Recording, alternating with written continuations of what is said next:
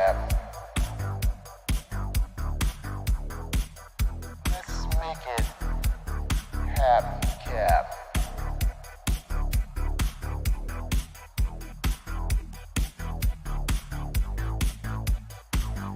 It's about that bottom line. I want the truth. You can't handle the truth.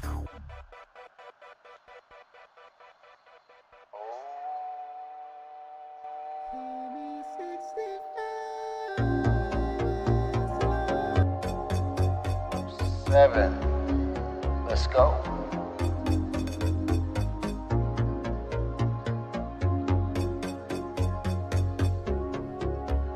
Saturday Citizen. Let's make it happen, Cap.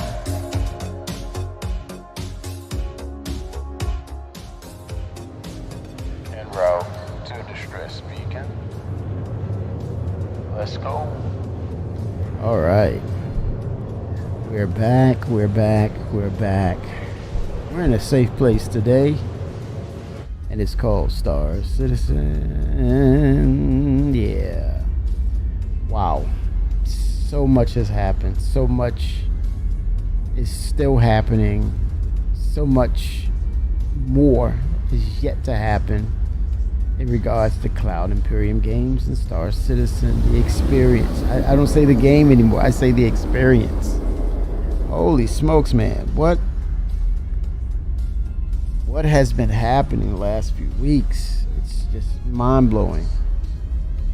I love the aggressiveness of the approach to updates. Just literally getting after it.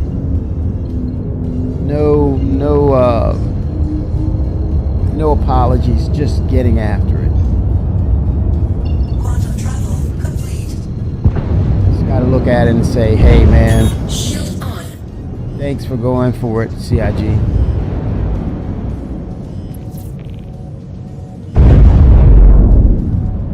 Okay, protect. Need some engines, I need some guns. Guns.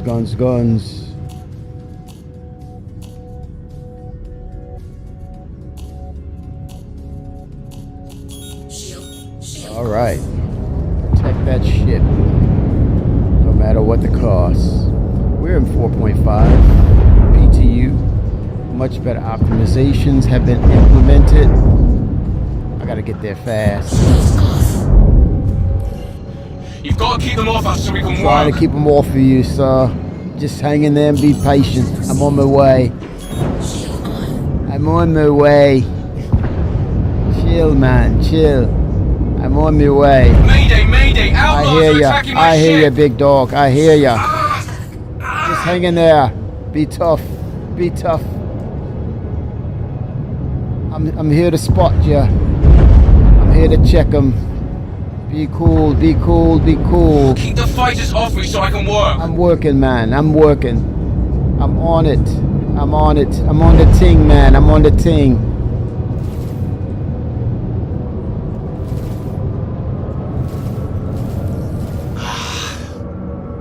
Yeah, relief. Chill.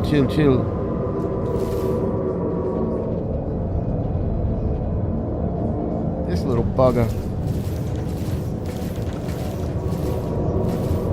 Oh, he has less of a wing now. You've got to keep them off us so we can work. Yes. Going for the other one. He's out of control.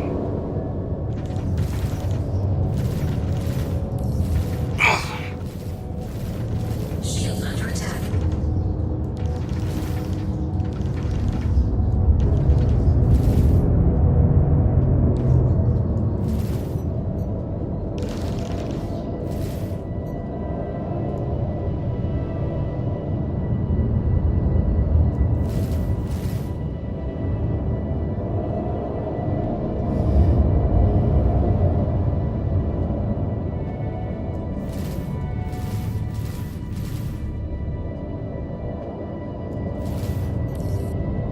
Damn it.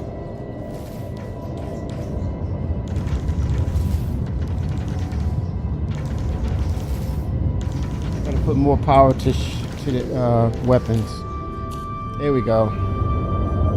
Time to blast.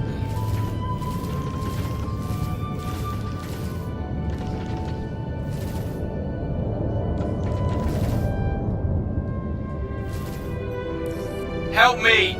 I'm trying, man. I'm trying here.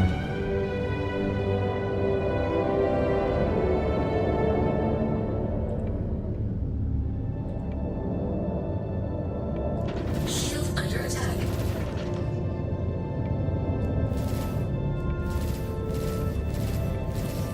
Oh, Target There you go. destroyed. Splash one. Chill, man. Chill, man.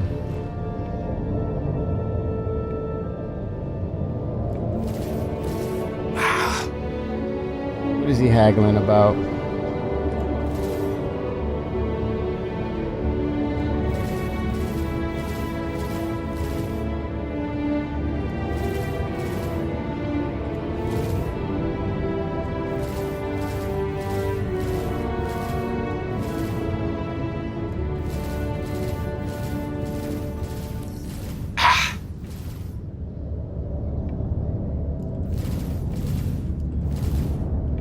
Any other enemies around? I doubt it.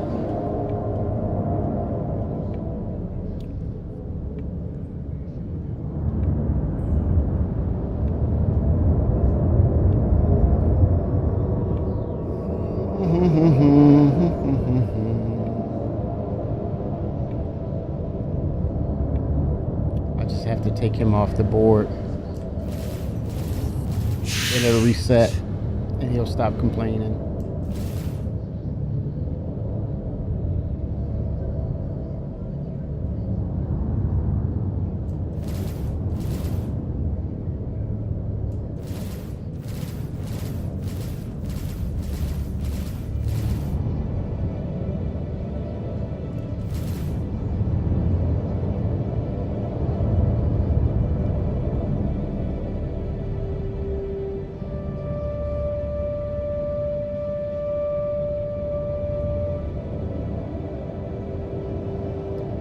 Come on.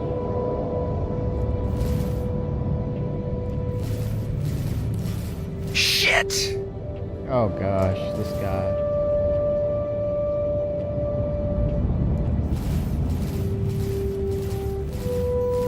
Thank you. I thought we were Yeah, done for. I just needed to do that to. Okay, pilot in distress. It's been a problem has been abated. He's on his merry way. He's happy. Let me assess any damages.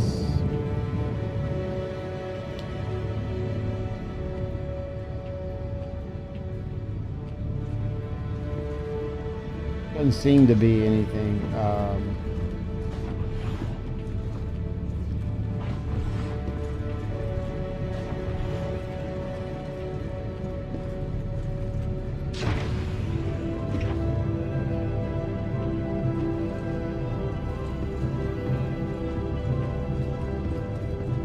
It's engineering. Making an assessment.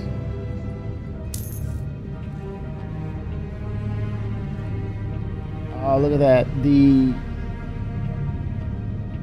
98.3, fairly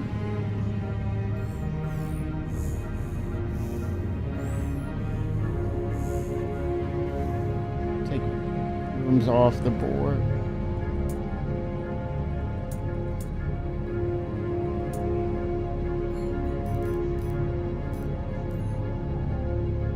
.98.3, 98.3. Some damage there on the turrets. Some damage. Not too bad.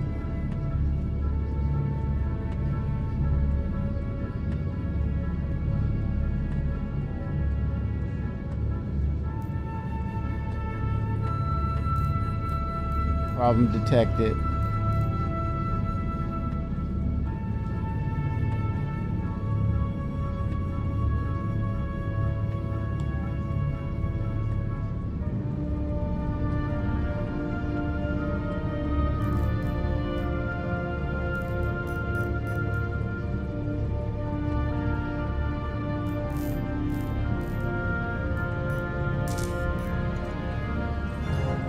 And then they mentioned something about repair drones, physicalized entities. I guess something between Server Blade, maybe We might see it in combat situations, maybe, maybe not.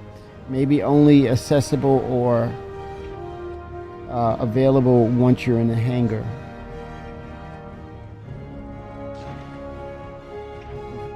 Perform some automated duties.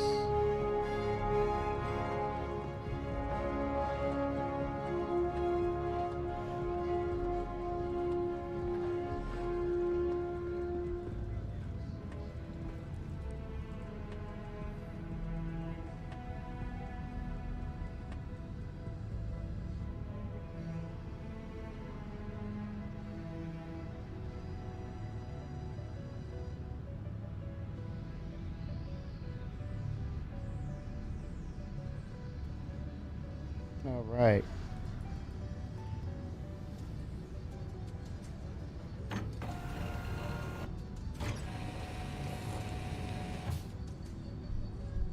Okay. Let's see what's next.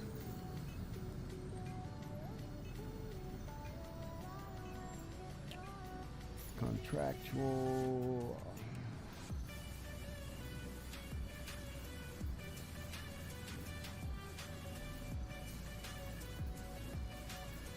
Another pilot in distress. I will do that. Oh, offers.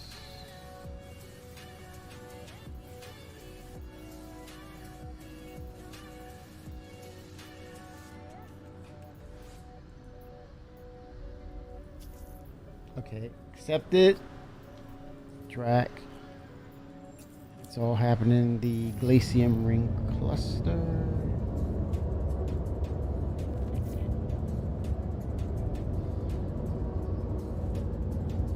All right. Let's make it happen, Cap.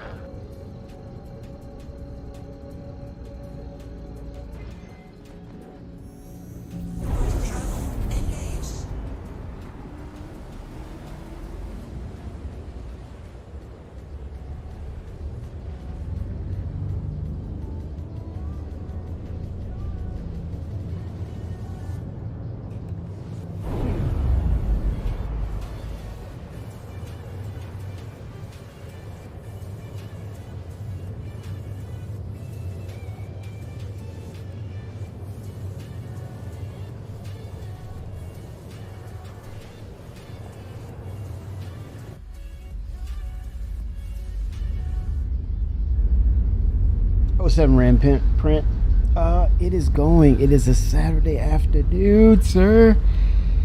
It's been a busy week, man. It's been a busy week. As you can tell. Sorry. 07.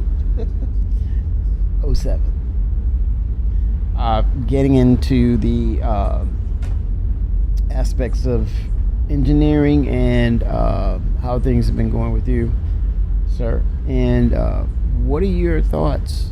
How are you feeling about CIG, the entity, the company as a whole right now in regards to so many things as far as the game being updated, the surprising changes with VR now becoming an aspect of Star Citizen? We kind of paralleled the analogy or reference Ready Player One. They're literally at this point made it official that they're going after that. And you kind of say, Ready Player One, well, this is the closest reality to that movie or novel or novels, that it's moving into the technical aspect of Ready Player One, that experience, and divesting a lot of your time and efforts into this game and how you play it in as if it's a real life experience virtually. Incredible stuff. Yeah, it's so exciting that it sort of have us dumbfounded in response. There's not a lot of response because we're literally just like, what? In shock. It's almost like a shocking or shock aspect of what's going on, right? It's shocking.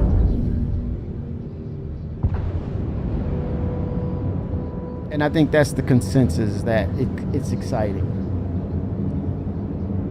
It is. Well, yes. But with that said, Ramprint, look at the ships that we buy. Look at the number of ships we have. And look at, over the years, how we've updated our rigs to kind of mimic what they're doing. And the thing is, I had conversation recently about that aspect of, hey, it's another PC, right? If you have VR, that's great. That's capturing already existing market. But like they said, this is just experimental mode. This is more of transparency and bringing in things related to Star Citizen that they're willing to, and being bold about, hey, try this, see what you think of this, tell us what you think of this. It's more of that. But in the aspect of when it becomes official, imagine VR companies chomping at the bit to have a customized version of the VR experience of Star Citizen, because when you compare it with other VR games, it's exclusively VR, right? That game. But this is a premiere, well, I'm gonna say the words alpha. I'm gonna be careful and say it's not a game, but a game in development where it's a one-to-one experience without VR, and then you jump in VR, and it's the same platform, right? That's rare. I don't think you can probably count on your left pinky how many other games kind of present that ability, right, out the box. And it's very unique, and it proves that there is a market. We see the success of VR. We see the many manufacturers that are out there.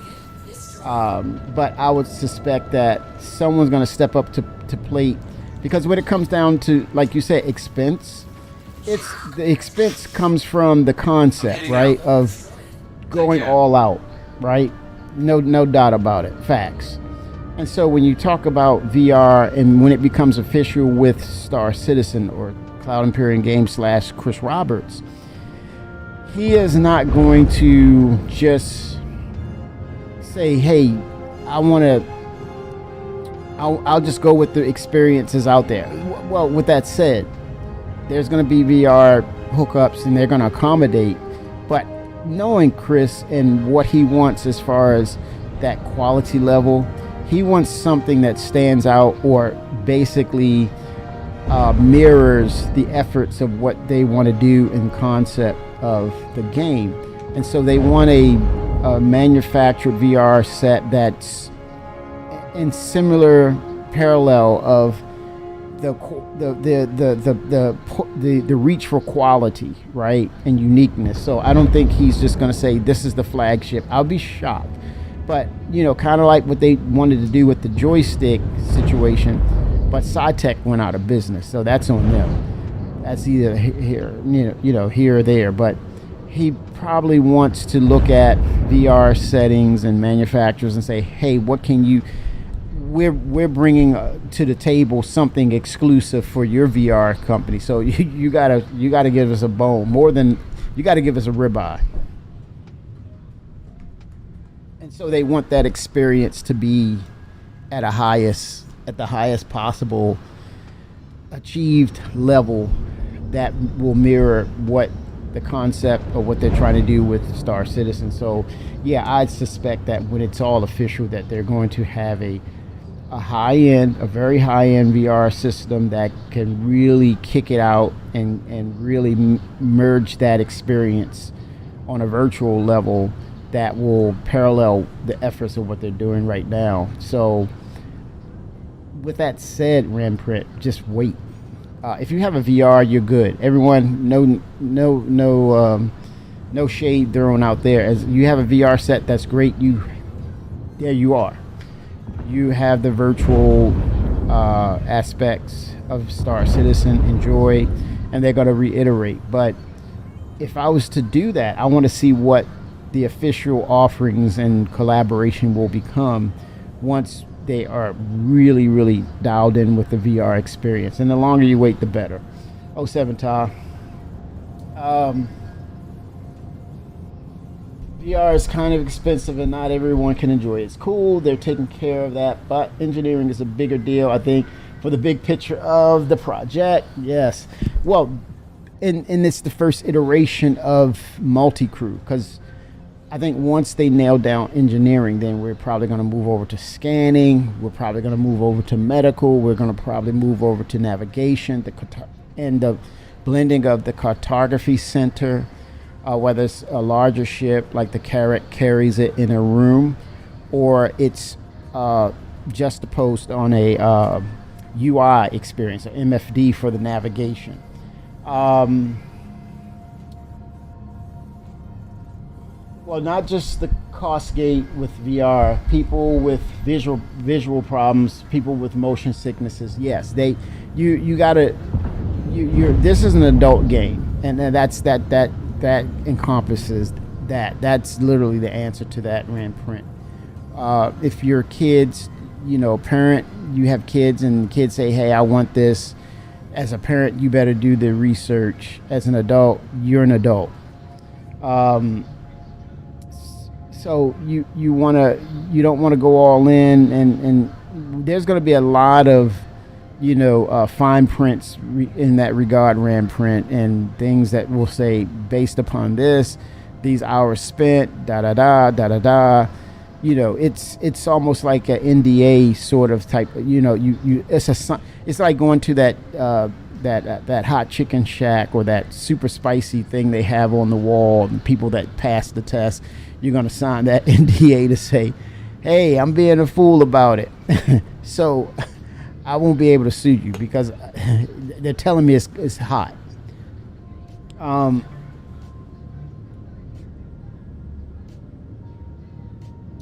not trying to downplay how cool it is that it works now to people that use it. You were an early adopter of VR. It's super cool to feel like you're in a game. I couldn't play Star Citizen with that stuff on my face. Exactly. So that's adulting it, right?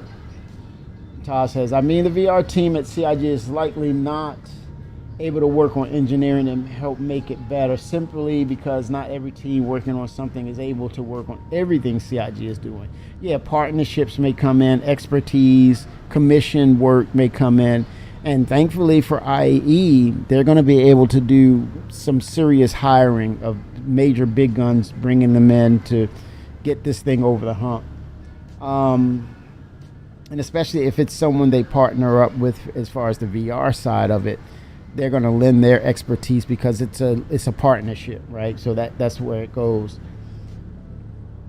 I never said anything negative about dude adding VR in his own time. I'm just thinking engineering is a big deal. Oh, it's foundational, right? It's a big deal just the same to say we get base building. It's a big deal for crafting.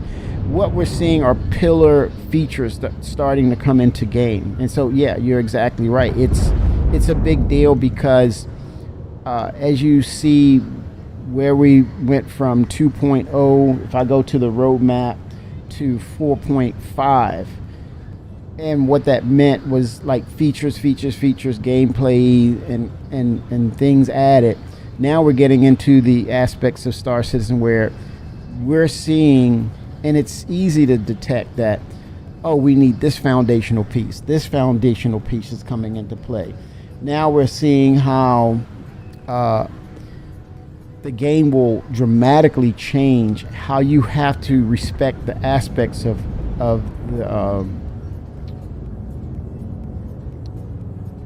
the aspects of the gameplay are becoming concrete. So you're not going to fly around the ship and randomly cause havoc, because now the framework is set in place. You're going to have to perform maintenance. There's a cost and time sink for those things that's required for you to do, such as the repair and maintenance or the reinstallations of systems. And then, it goes from single player all the way up. It scales to the capital side on ship involvement and crew member involvement. But then you open up the doors of base building, retention of resources, holding on to resources, procuring those resources to add to or assist in the building and repairing of things. So now it's not just a random get in and create havoc and get out. There's a cost, right? So that goes without saying that now the game engine itself is dictating how you play, which is fine if you really want to play Star Citizen the right way, which is not fine for the people who want to abuse it and try to put themselves in front of CIG to say, hey, look at me, look what I can do. So it's a good thing. Overall, it's really a good thing. Ty is saying, my bet is when they showed engineering in 23, they didn't realize that server meshing would cause bigger problems with it as well. And I'm realizing that the majority of the ships they have are not ready for the engineering side of the game. Now, most of the ships are closer to gold standard, so it's an acceptable release. And then, you know, to add to what Ty is saying, the meshing technology is not done. There's a higher ceiling that can be applied to their approach to not just meshing of servers, but the hybrid system of having you know, a number of servers on their end, cloud gaming or cloud-based servers.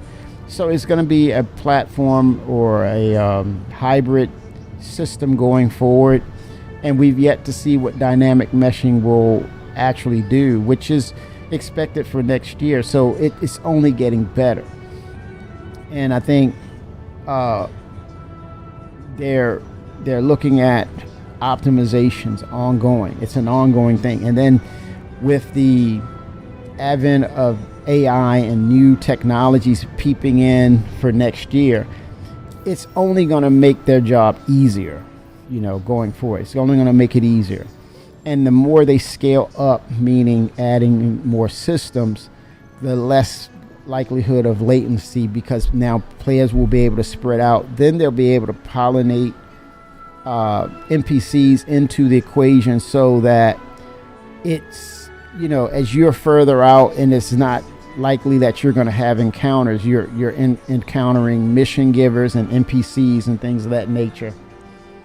So it's going to be a good thing. But people won't really, people who's 100% vested into the game won't really be concerned too much about the encounters, whereas they are more focused on the things to do in game, right? So you're living on a base, you have resources stored, you're gathering things, you're making money, and then, you know, expectations for next year, along with the dynamic meshing, you're also expecting the economy system to be coming out and really putting its stamp on the game experience. The lack of resources, the abundance of resources, so a flow and ebb of those instances where you see those cycles of the economy is up, it's down, and retention of resources to abate the economic, you know, issues or crises.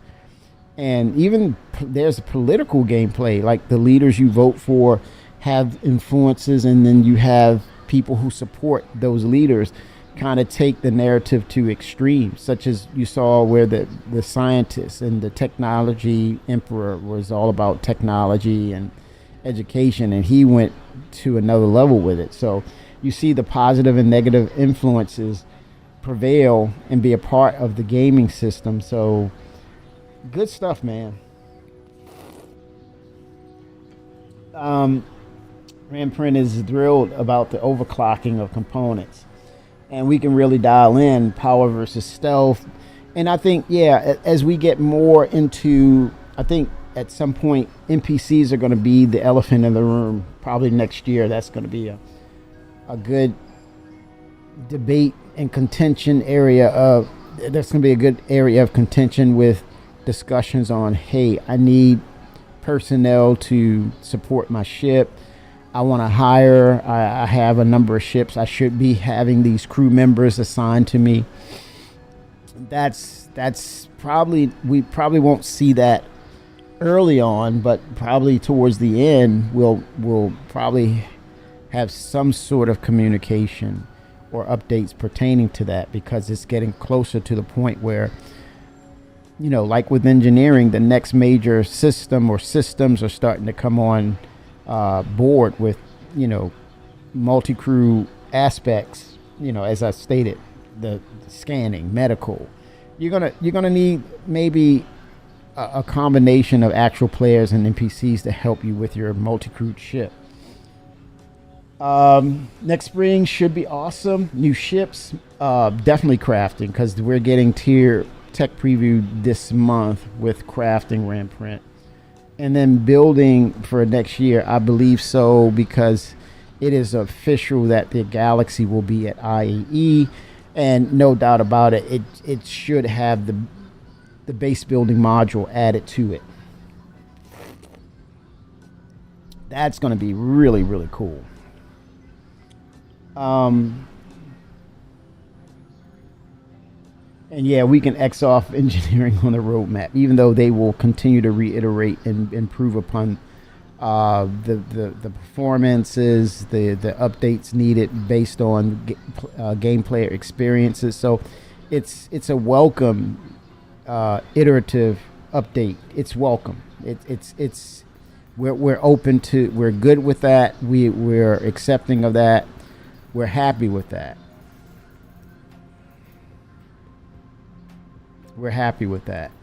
And we want to keep that going because of what it means to the betterment of Star Citizen. And then speaking of which, next year, we're also going to be, at some point entertained. You should stock up before going out. I'd hate for you to not be We'll ready be for entertained with Good luck out there. Squadron 42. Right? And imagine if they have VR. Is it VR for Squadron 42 as well? That's another aspect where people are like, yeah, baby. No one, I have not heard anyone speak of that. So I don't know if it's enabled or will it be enabled for Squadron 42. That would be really, really cool. Lo and behold.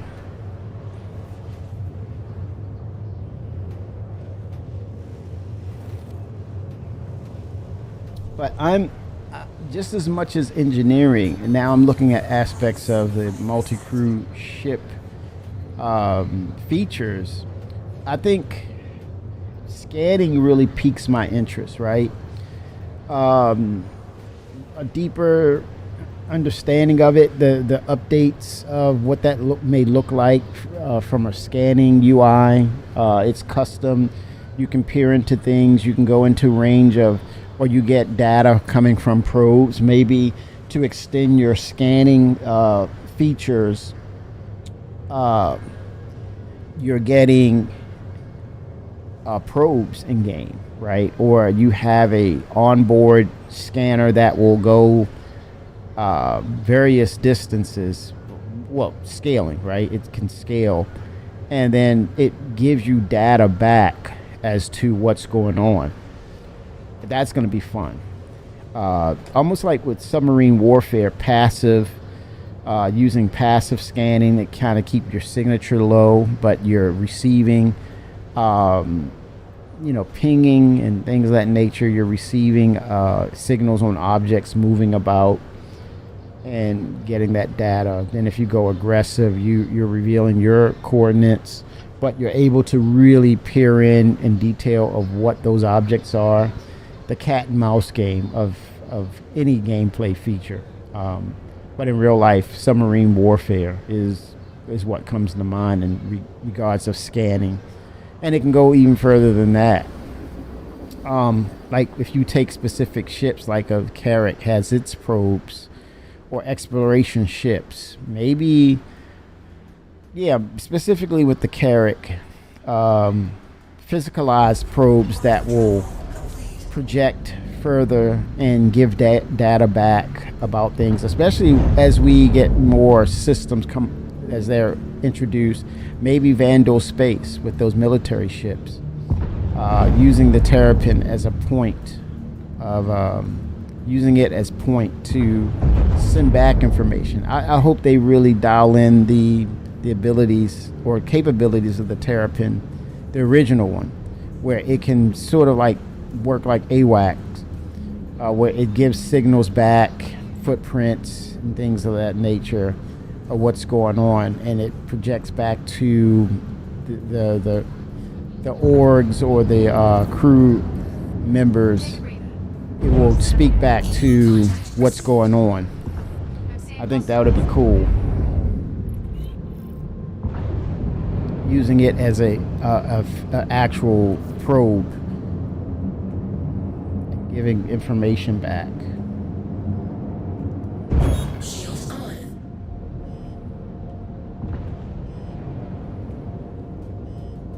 What the hell is that? Trying to see what that ship is, man. Neutralized. What ship is that? Oh boy, here we go.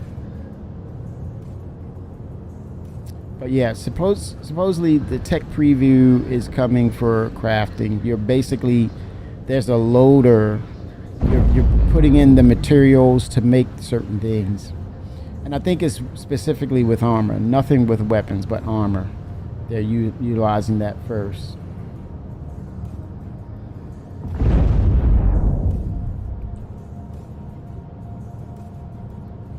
Okay, I'm maxed. Okay, target coming into view, almost ready to fire upon it. Okay, weapons free. Oh, is that a... Shield under attack. Is that a cutlass?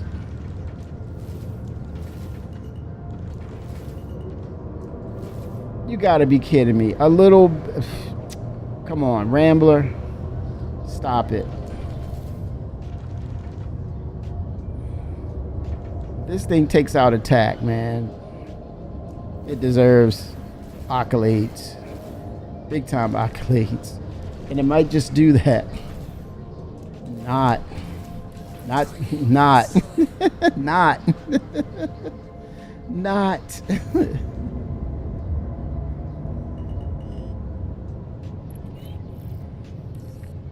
Patrolling the area.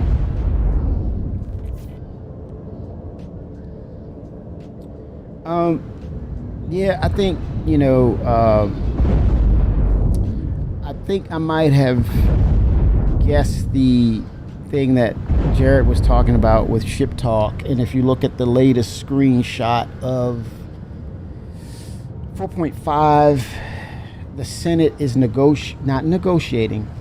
The Senate of the United Earth Empire is in discussion with whether or not they need to bring Nix 1 back to the United Earth Empire because of the optimization, because of the optimism of the terraforming technology. They're ecstatic about what it can do, and they're seeing the dollar signs of, hey, look, we can bring this planet back to the UEE because it's profitable. But what about the citizens of the Republic that live in Nix, that claim that system after it was abandoned initially by the UEE? But they didn't ask for permission to terraform that planet. UEE just came in, terraformed, and says, hey, this worked out pretty nice. I think we need to bring this back into the UEE. And then the People's Republic are like, wait a minute. You abandoned this. We claimed this for ourselves. As a matter of fact, we left the UEE to get away from you. But the argument or the debate would be, you're still in the UEE whether you like it or not.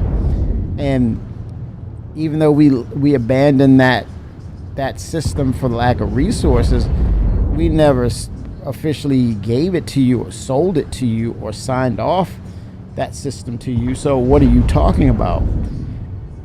And so Jared mentioned that the reveal of the battle cruiser would take a military event or something that would bring that into the reveal.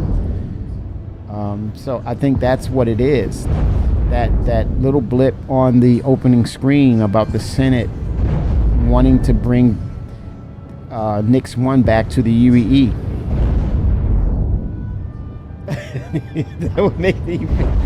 Well, that's the thing. Now, here's the thing, Ramprint. You already sounds like you already drew your line in the sand right there. He's like, you have no right. I will get into my Perseus or whatever my ship is, my Idris, and I will fight you, UEE, for that.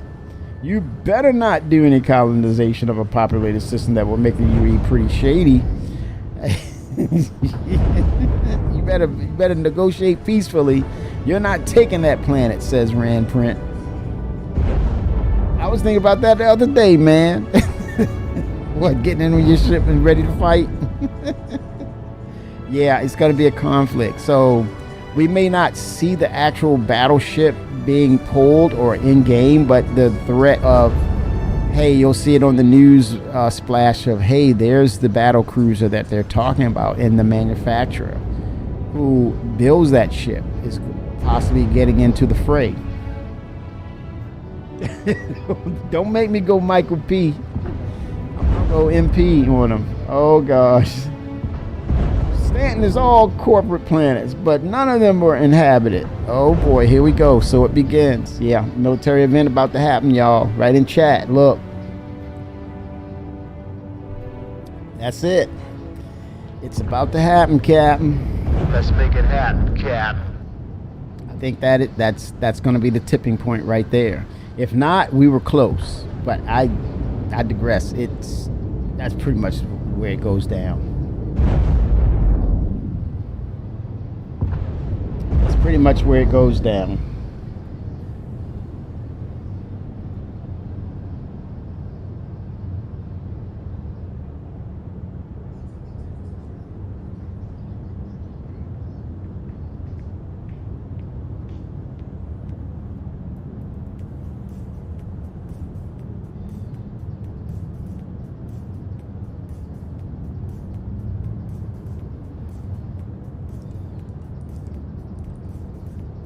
Yep, it's going down. I think that's when it happens.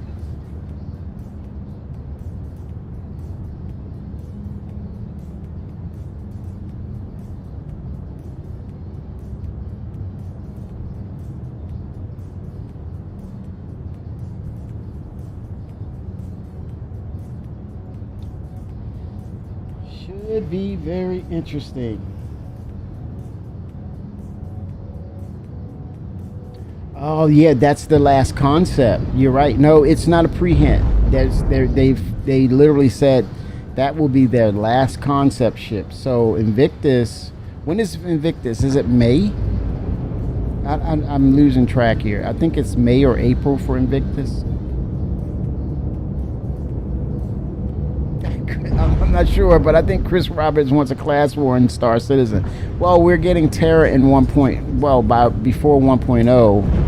After Nyx is done, the next location will or should be Castra, which also have the same amount of planets and moons when you compare it to Nyx. So it pretty much opens or helps them with getting Terra online sooner than later. So Terra is right there, the heart and crown of the UEE. So there you have it, the basis for that conflict to happen, where, you know, Origin and Terra, the UEE, they're all based there at, you know, the central location, and then you have that conflict between Nyx and UEE.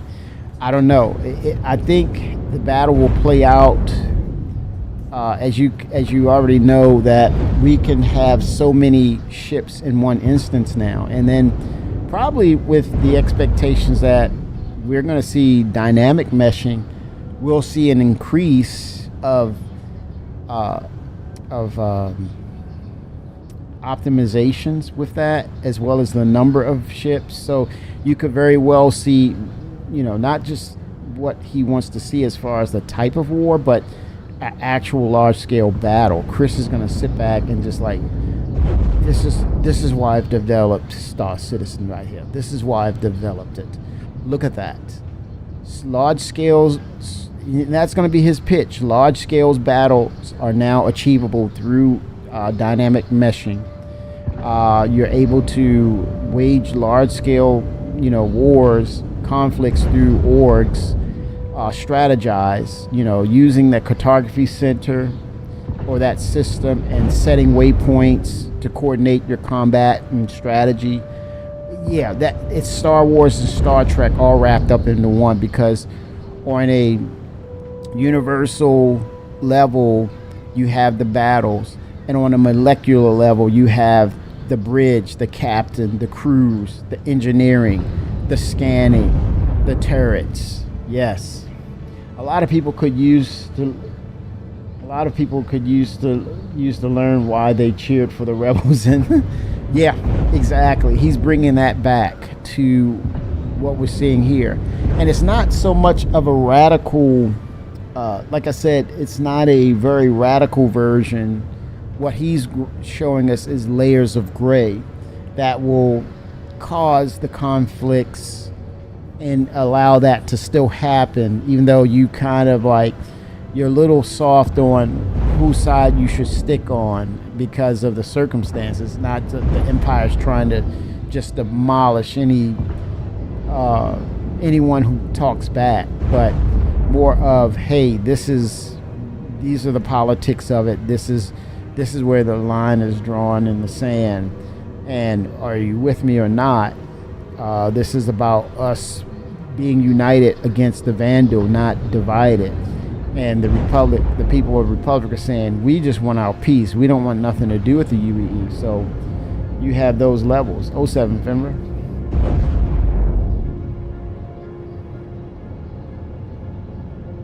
Oh, you've been trying to put a bug in their ear about, 1905, about huge versus fleet battle. Now that we have the Perseus and Polaris and Idris. Yeah. And then soon with that, the Kraken. The Kraken is coming as well. You're going to have the Kraken.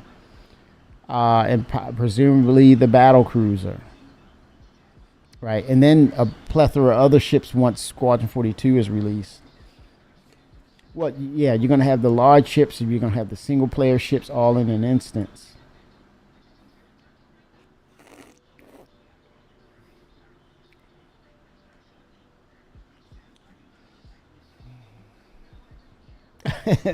Right, but it's also living space now. It's also it's strategic too, Ramprint. When you look at where you look at the logistics, you have Vandal. Well, you have one. Let me dial it up. You have circumstances, or you have a series of events that's happening right now. With what happened with that crises with the crazy doctor and the Vandal, the cloning and the quantum entanglement issues. Now, yep, we can crew it.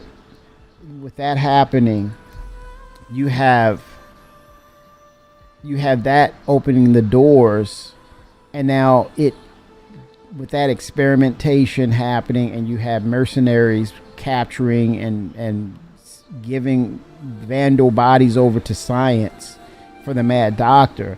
They stirred up a hornet's nest. Now you're looking at the adjacent section. It's right here. Senate to discuss potential Nix reevaluation. With a terraformation of Nix 1 underway, could the United Earth Empire reverse course and finally claim the system? But the Republic, the people of Republic, live in Nix. It's theirs by right, they feel. So, yeah. So back to those current events that occurred with the mad scientists. Mercenaries were taking bodies, Vandal bodies, and he was experimenting using quantum entanglement to try to solve that crisis. And unfortunately, Nix is adjacent to the Vandal territory. Now that the UE came in and made habitable an uninhabitable planet, Nix 1, they're saying this is more about protecting the interests of the United Earth Empire, not the Republic, who are still under the umbrella and protection of the UEE because they're within their jurisdiction. Even though they wrote the system off for lack of resources, now there's credible resources there, but it's also a hedge of protection to push the Vandal back. So there's a lot of layers of gray and events that kind of put them all in that situation. No one's backing down now.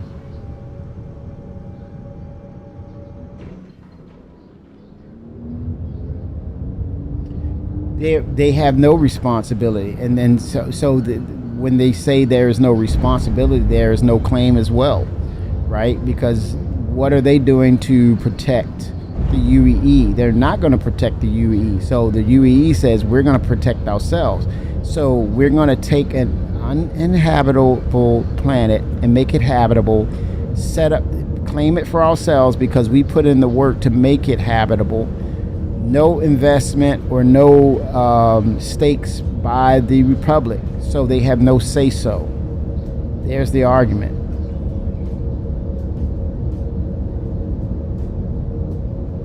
Of course they have interest because it affects their economy and their resources, but are they effectively holding them back? Probably not. But there's the caveat. It's an if.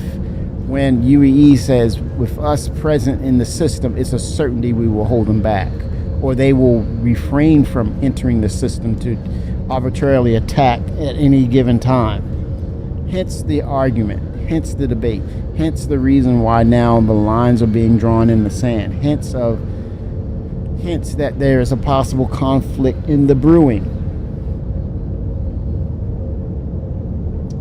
And there's your conspiracy theories. Maybe the United Earth Empire is the one selling Vandal weapons to manipulate the people's fears, to bring them in, to make themselves the savior of the system, so they get a consensus to say, we're being saved by the UEE. The Republic, no. Lines being drawn in the sand. I want the truth. You can't handle the truth. Oh, shoot. It's getting a little hot in here. It's getting a little hot. Yes, indeed. Yes, indeed. Conspiracy theories, man. Let's make it happen, Cap.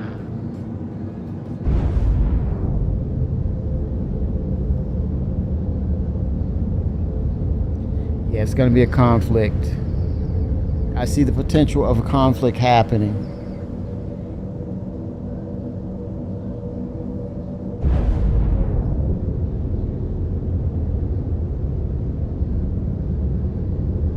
Yeah, and those babies turned out to be bullies.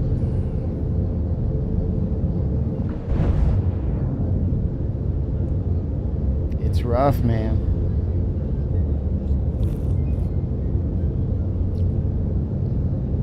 Kids weren't spanked. Now it's time to spank them. They've been really bratish. Yikes.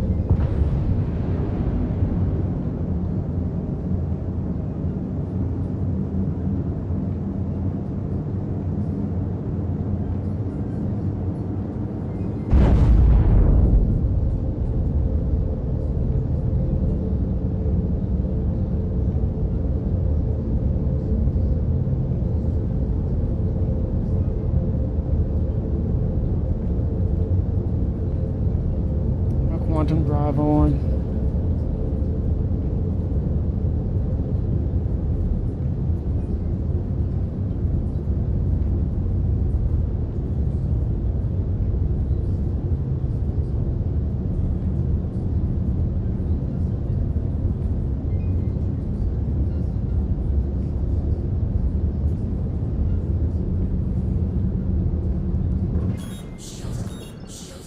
Okay, now it's spooling up. At first it wasn't. Was it blocked?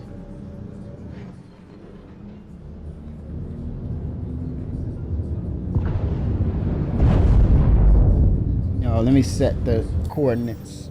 Something's wrong. I should have been able to just jump there. Oh, okay. Looks like I'm locked on something I shouldn't have been locked on. I think it's time for this system to go, and we just have the new quantum jump mechanic. It's like we're in a universe, which it feels like, and we have to fly it on rails. That's where it's gotten to that point now, because it's gone so far into legacy now that it's detriment to the game. It hurts it now. But yeah, I can see that event happening sooner than later. I think that's the question is, when is Invictus? Is it May, guys?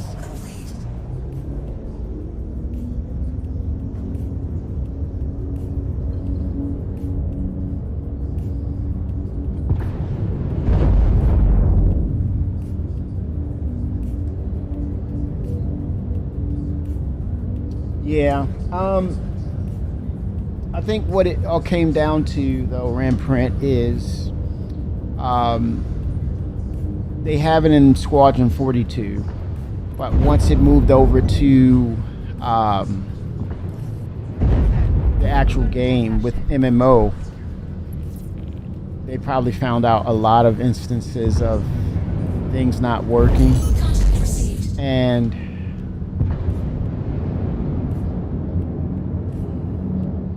getting it to work across multiple servers could be an issue as well. Because within Squadron 42, it's just going in one direction to one particular point, but in Star Citizen, yeah, you're talking about multiple servers, and that data needs to stay consistent. There's a possibility of those issues too, but obviously it's issues happening, because no reason to not hold it back, especially when they demonstrated it. But yeah, it's some outliers that's really probably not allowing it to literally not work.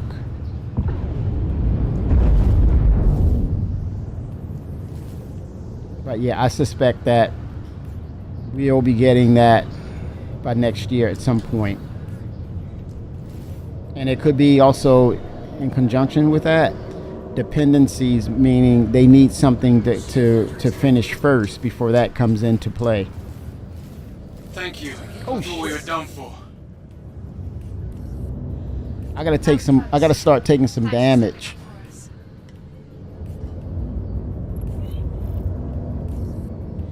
Okay, good. That one's clear.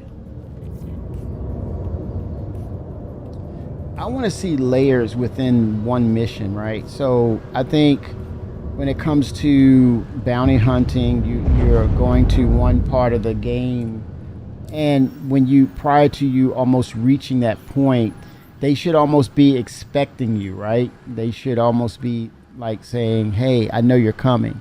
So like if it's a ground or FPS mission, they should have fighters in the air or in space attacking you first. So there's waves of that you have to get through, and then eventually you touch down, and then there's trouble outside. And even to the extent you may get some issues where you have drop ships coming down from the sky on you once you're landed on ground.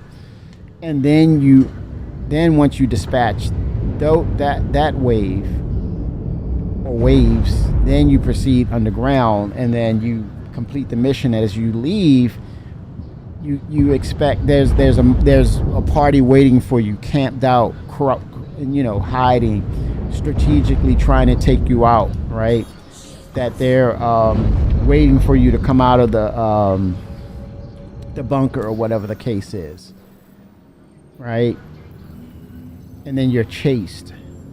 I think those levels or that type of behavior or those aspects of gameplay would make sense once you achieve certain levels of, you come up to certain levels of what is it, reputation and success and mission succession. Yeah, I want to see that. 07? They can't update the roadmap fast enough the way I'm excited about it. Yeah, me too, Rand. I just it's just it is exciting, right? It is really exciting, and whether it hits or miss when it's released, you can't really say too much about the aggressiveness of how they're going after these issues. And some of them are nasty bugs. They're persistent buggers, right? They hang around, and we're like, whoa, wait a minute. 2 patches ago, here it is. It is what it is in regards to the knee-jerk reaction. You know, hey, I thought you fixed this. We did. It's just that's just it is the go-to for that particular bug. For this instance of a bug, we fixed the other one, so it's doing the same thing. A list of areas you need to check for us. Go to each one and run a scan to see what's there.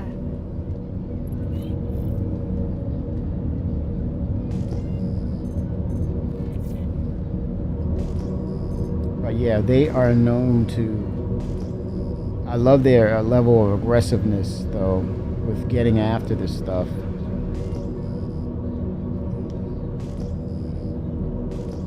But like you said, the roadmap, you know, it's more exciting because, you know, they're focusing, and it's apparent that there's going to be more of the foundational things coming, as opposed to just, hey, I'm going to put a mission in here. You're going to get this mission, that mission. It's more of foundational changes that's really going to dramatically alter, for the better or the worse, but for the most part, the better. There'll be a chance or period of that particular thing not helping, but it's going to be the ways and means that they have to make it better. Okay, I've double-checked CFP records, and I'm not seeing anything about one of our satellites being there. Let's get rid of it. Destroy it. Caution. Target friendly. That ain't friendly. Head She out to said. the next scan point. She said, "Get rid of it, man."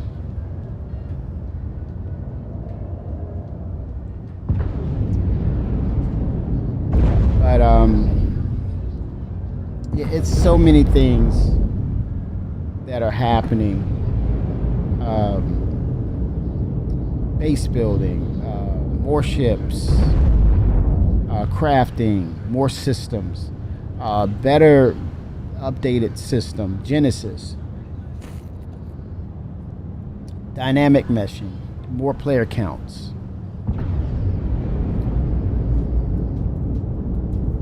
Yeah. Economy system.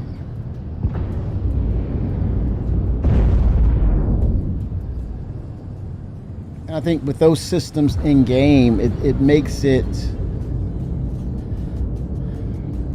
the game one of those things you can't ignore. You can't look at it and just keep going. If you never played the game, you stop and realize you have to say to yourself, what is this, man? And they're only making it better. I was just watching the Game Awards the other day. At some point, man, they're going to have Squadron 42 showcased. That's going to be insane. Them pulling out all the stops for the promotion of it as well. I can only imagine Jeff Keighley, what he's going to be saying about CIG, Chris Roberts, and the growth and development of Squadron 42, and then they give you those demoed visuals. People are going to be losing their minds, man. Because I've seen games out there, and you look at it, it's generic, and it's not, I'm not throwing shade, but it's like, CFP satellite. Nothing to worry about. I understand that technology. I see it. It's nothing groundbreaking, and it's a beautiful game. But it's like I've seen it a number of times, right? Honestly, you have too. and you say, okay, I see that typical style or stylization of that particular engine. Its visual as its visuals are I'm familiar with. But I think when they show or give the demo of Star Citizen, and especially for people who don't know, believe it or not, there's quite a few people who don't know what Star Citizen is, and then to see the polished and finished visuals of that being shown on the Game Awards, and people are looking like dumbfounded, like, what is this? Holy smoke, what is this? They're hooked. And the crazy part, when is it coming out on Xbox? You freaking forget about that. That's gonna be the heartbreaker. What? Wait a minute. PC. They're gonna be looking at their end credits, and they're gonna be looking for PlayStation, Xbox. They're like, they're not even gonna see Steam. Wait a minute. What's going on here? What? I'm confused. What is this? That's gonna be the funny part. What rating would you give the Wing Commander movie? What's the rating bar? 07. What's the rating bar though, Ramprint? From what to what? I mean, like a slice of pizza. I'll try it once, even if the pizza sucks. I'll try a couple of slices. That's me and sci-fi. Oh yeah. Yeah, I can see them announcing that, but initially, I don't know. But I guess they better do it, right? Or they might have to have some sort of fine print next gen Xbox, next gen PS5 or PS6.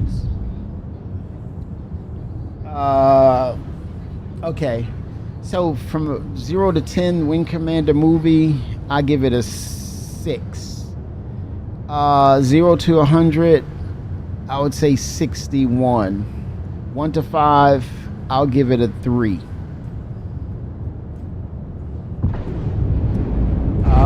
Nix. Hold on, let me get my bearings, Finra.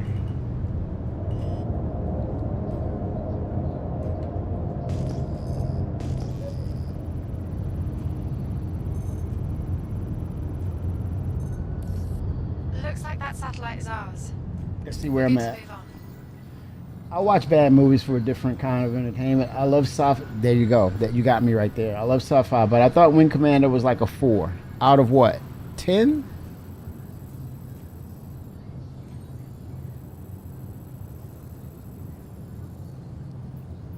Okay, Levski. Finra. Nix. Yeah, Levski. Meet you at Levski. And again, this was. That should do it. You look Thanks at for the help. where it was at in that time frame. It was fun. I think it was. Sounds It like was. you're on my side. I think it was. You. I don't think you rated in that same field of other established movies. This is Chris Roberts like saying, "Hey, this is a dream." You got to look at it in its full context. He's a video game maker. That Hi there. I just saw you completed that last contract. I'm right in the middle of putting together a gift basket for a new outpost we're opening, but I'm sending your payment. Thank you, man. It's more of a thing where it was like a dream come true for him because he's a big Star Wars fan. He loves the sci-fi genre in general. So I think it's. I love the games though. Yeah, out of 10, 4 out of 10. Yeah, that's fair. But I think when you look at the enhancement, the gameplay was, I think it was an 8 as far as, I'm talking about Wing Commander. Yeah. I think he wanted to carry that over. He had I think it was an opportunity for him. And it was a dream come true to him, but also the challenge was, have you made a movie before, Chris? And it was like, no, but I understand. I don't know the processes at play here, right? And so to that point, here's what made my point. you look at his other movies he's produced or worked on, he improved that skill exponentially. He bettered himself. So I think Wing Commander, it wouldn't be fair to say I'm going to rate it amongst these other seasoned veteran people. You got to understand, and this is a fact, he made video games. So to come from, or to make that leap, you got to, which I give credit to, you know, having years of skill making video games and then to move that over to and direct movies, that's a hell of an achievement, man. So I think in context of what it is, I think, yeah, you can openly say, yeah, if I'm going to compare it to other sci-fi movies, I'm going to give it this. But would you be fairly rating it based upon his experience levels and what his acumen was based on, video game making, and then all of a sudden he's in the movie making genre? You can't say there's, you gotta look at the context and say, is it truly a fair assessment or, you know, comparison? But yeah, I totally get it. You can say, hey, as a movie, I'm gonna call it as I see it. But in context of what he has learned or his experience levels and making the leap from gaming development to movies, that's a hell of a leap, man. It's one you got to give an 07 to, because you know, doing that, not a lot of people can do that, and vice versa. There you go, Remprint. Yep. So yeah, it's not to it's good conversation, but I think, what if he did, as I would love to see him do, as opposed to a Squadron 42 movie, I want to see a Squadron 42 series, kind of like maybe one of the guys, the producers of The Expanse, maybe he can collaborate with him and give a flavor of Squadron 42, the TV series, and maybe pitch it to Prime. Matter of fact, hell, pitch it to Netflix and do a sci-fi series, 42, and call it 42. Man, what are you saying? Bring Cavill back to Netflix. Oh my, he's working for Prime now. You got to clone that guy, man. It's not enough for Henry Cavill to go around. Man of Steel. For me, the definitive man, the Superman. The definitive Superman. Christopher Reeve, in that genre of that decade, nice, fun. But definitively, like, the visceral, the imagery, like, holy smokes, they freaking took the damn comic book, took a pair of scissors and cut him out and put some magic pixie dust, and there he is, standing there right before you. Holy crap, man. Freaking Superman. Out of the book. Couldn't get it any better if you tried yourself, or wished upon it yourself.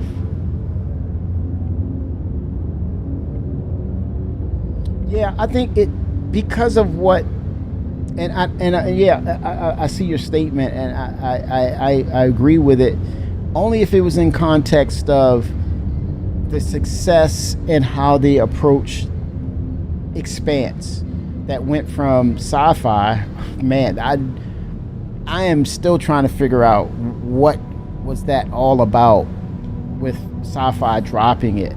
But then later on it became a baby of Prime, and I'm scratching my head, why wouldn't they continue it? Holy smokes, man, one of the better sci-fi shows, period, out there.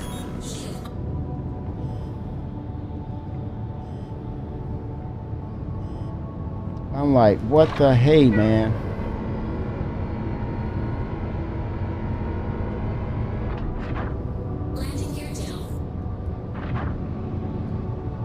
One of the better sci-fi series. Oh, no doubt about it.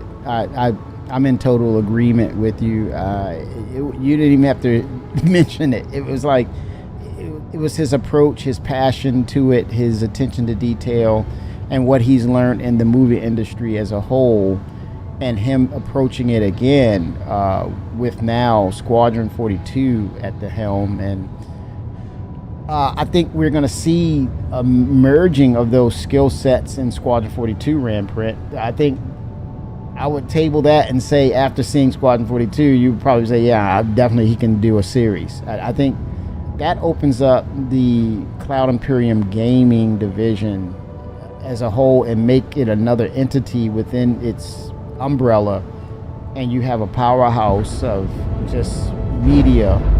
That would be incredible, because he's still friends with Andy Serkis, the motion cap guy. I mean, bring it.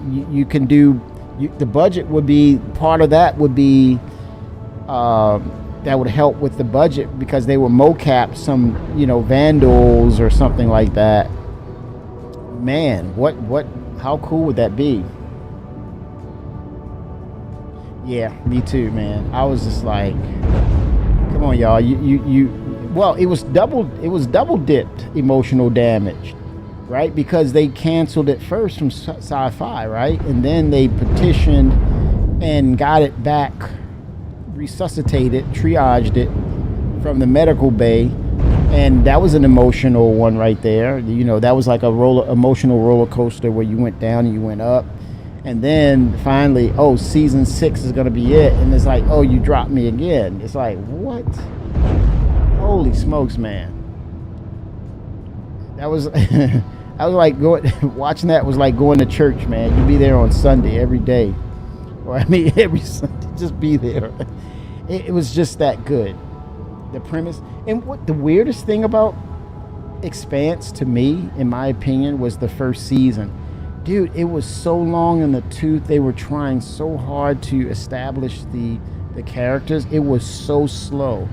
And I said, I'm going to stick with this, because I think they could have lost some people with that. But towards the end, it was like, wait. And then from season 2 and on, holy smokes. How about the ending of Battlestar Galactica? That was another one that Sci-Fi kind of threw into the ditches. And they made it look like a freaking space battle video game at the end, just because they had to wrap it up. And I'm like, oh my God, oh my gosh. That was emotionally damaging for me, the ending of Battlestar Galactica at the end, that Sci-Fi series. Oh my gosh, man. Shame on Sci-Fi. That was another great series. And how well does it fit with today's technology, with the advent of AI? And what could AI / androids do or become? And that was the pinnacle with Battlestar Galactica. They were Cylons. Cylons understood technology, then embedded themselves in organic material and became human. Matter of fact, they became humans who could foresee things, prophecies and things of that nature, where they were saying we're better than humans, because even though we're rejected, we had to say we're better than humans because we were rejected by humankind. We're more human than humans. It was really, man, the concepts were just like mind-boggling. It was like we are we were created by mankind, but we're showing ourselves as the best of mankind. And we were here and assigned by God because of our abilities. Look at us. We were the next evolution of mankind, even though we were rejected. And they were also using that concept that Jesus, Yeshua, was rejected, right? And they were like, yes, we're divine. We're divine beings. Holy smokes, man. That was really cool.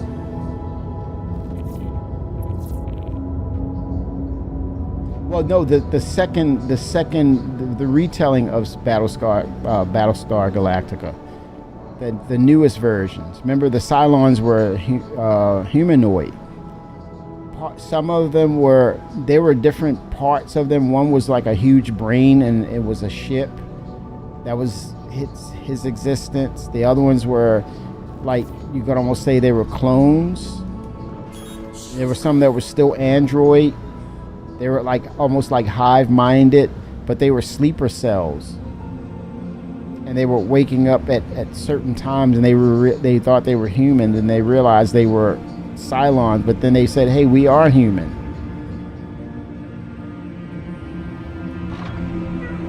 Oh yeah, and Netflix, I mean not Netflix, but Sci-Fi's like, nope, we're gonna kill this one too. Hey, holy smokes. Oh, you have not seen the new one. Oh my God, man, what? Oh yeah.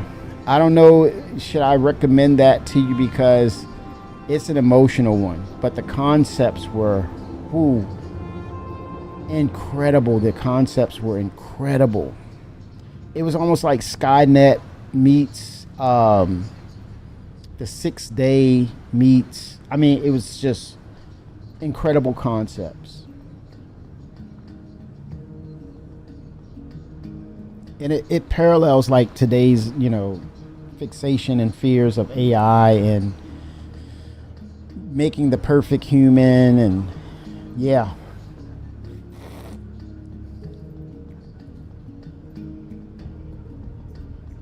Yeah, and then the Baltar was the leader. The irony was Baltar was a traitor to mankind, but he was the leader, and he was just surviving. It was crazy. And they were using the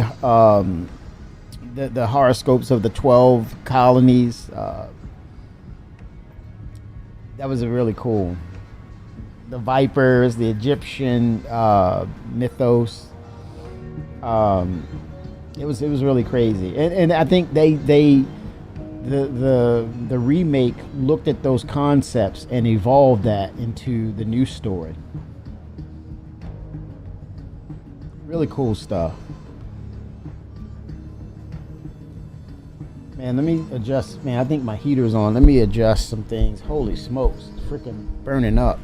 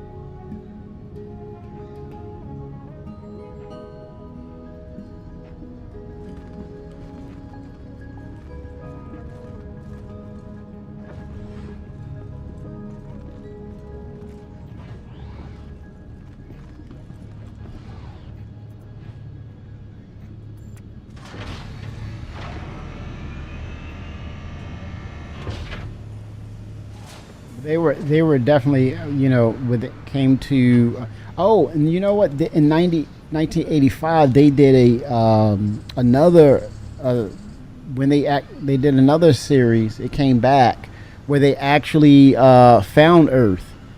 I thought it was really cool. They had the flying motorcycles, and they came to Earth, and they were like aliens. They were offshoot of mankind. I thought that was pretty cool. I think it only lasted like 2 seasons, though. I remember that.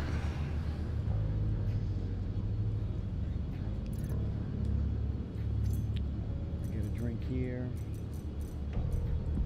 Sustenance.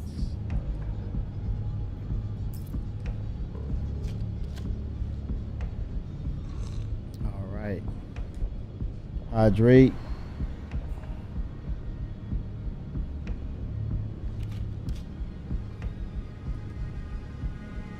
Grab another.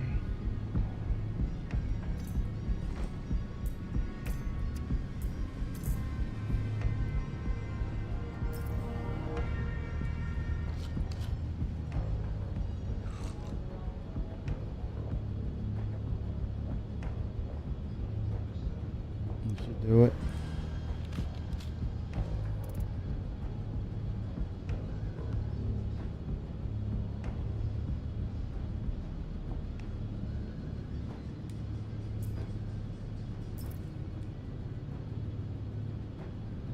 Oh.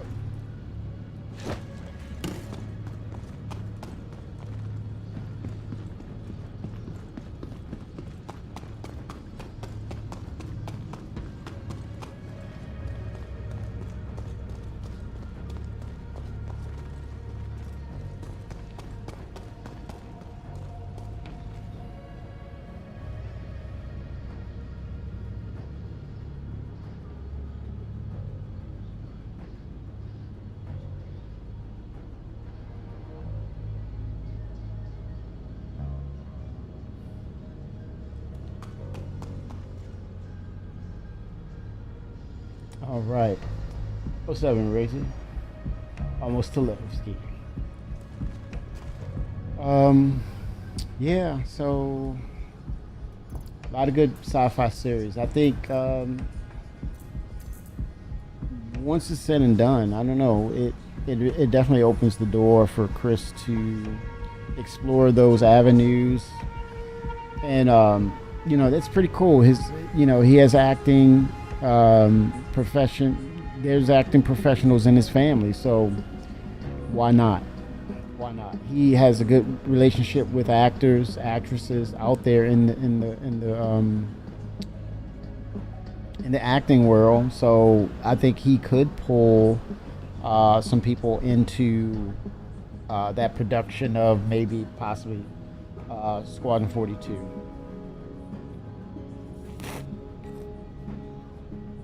Look into testing the engineering. Fringe. Let me look at that. I don't think I watched that, but I've heard of it. And see, that tells you right there. I'm not familiar. I've heard the name. I have to look at that.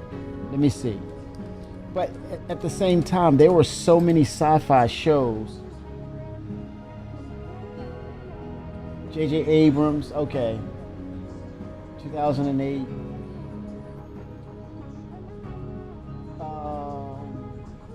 Oh, I remember that. They were alternate versions. They were like of people. Yeah, I remember that.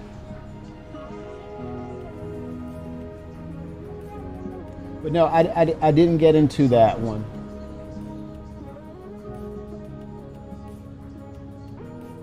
And I think it was one doctor. He was coming in. He was predicting what was going to happen and things of that nature. I've seen parts of that. Let me see if he's... Yeah, John Noble. That was him. Dr. Walter Bishop. He knew some things. He was predicting things. It was intense. It was pretty intense. But it was a lot going on around that time. It was a lot of sci-fi shows. But at that time, we didn't have the capability to capture a lot of that stuff. I think it was like VCR, and you had to keep it on a schedule. Don't let J.J. Abrams' name ruin it. I think at one point everybody thought he was going to be what is that? Steven Spielberg. They were looking in lines of that with him and Steven Spielberg, but something weird. I mean, they for some reason that Star Trek remake, it was like no, and then I don't know. It was just people were not high on him, and he kind of, to his part, he kind of went back into the scenes and kind of kept a low profile.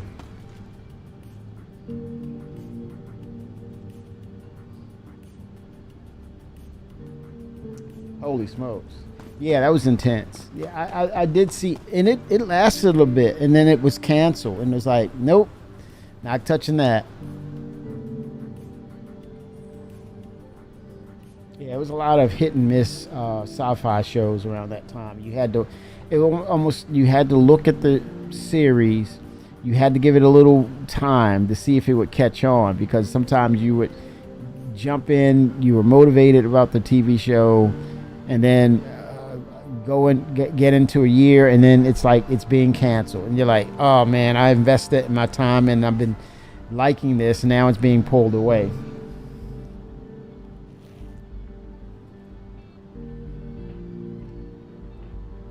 Oh, I didn't know that.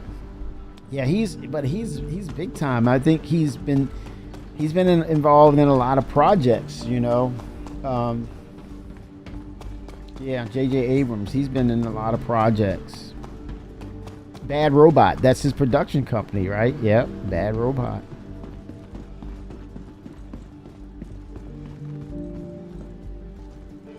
Welcome to the ASOP Vehicle Retrieval System.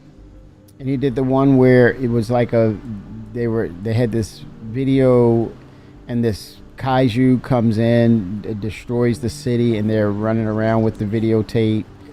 Yeah, that was really weird, and it was like a series or a world of that, or a universe, and it was like different stories tied into that universe of weird things happening with aliens and things of that nature.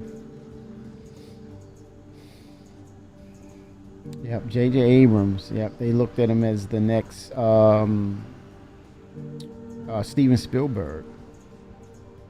I don't think he's going anywhere. I think he's going to continue to build on things. He's got his production company, so as ideas come across or people come to him with ideas, I think he's still going to be in the game, and I think he's smart by sticking with sci-fi, because you have a loyal and large fan base in regards to sci-fi. You make a great story, sci-fi story.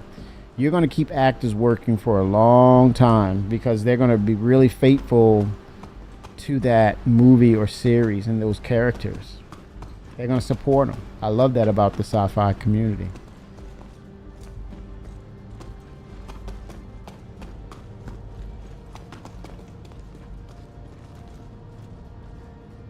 Yep, there's Fenrir. I see his marker now. I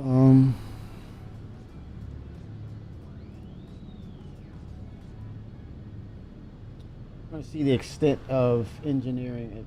How much damage can you incur?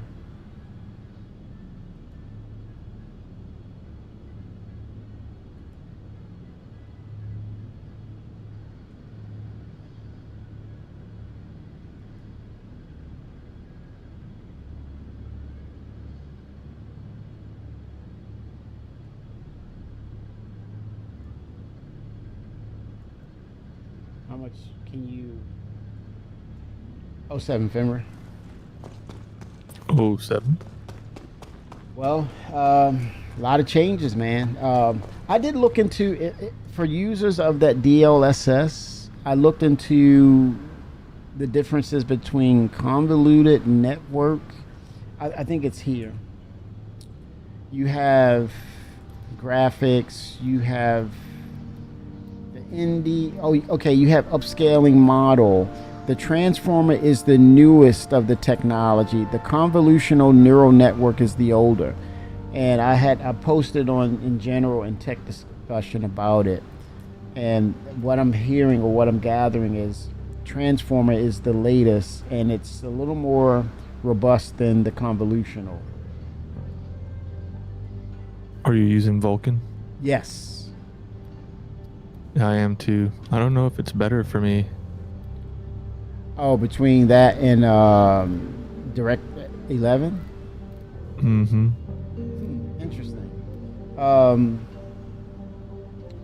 I don't think they're not finished with it, but yeah, I mean, as long as you're getting that stability, I don't think it's everybody's system is set up differently, and I don't know. Yeah, I'll have to play with it. Yeah, but especially once it goes live. Yes, but Transform is the latest for the upscaling technology. I said, let me see the differences between these two. 07, sir. You need to get supplies? You probably do. Depends on what we're doing. We're going to see the effects of the ship failure engineering. I have some fuses. I brought fuses with me in my backpack. I have repair material. All right, so I'll have to go get that from here. Okay.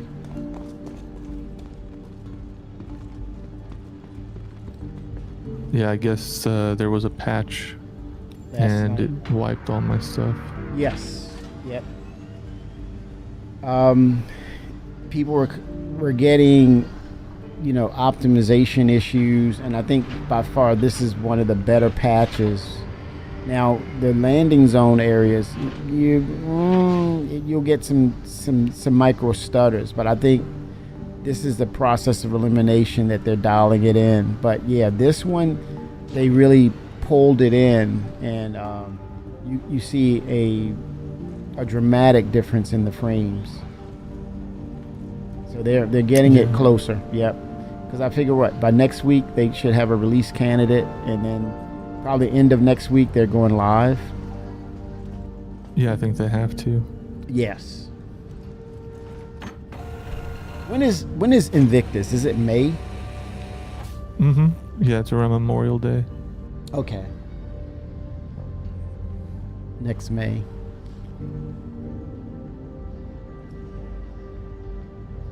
Yeah, or are you thinking you're looking to upgrade to a, what is it, battleship or whatever?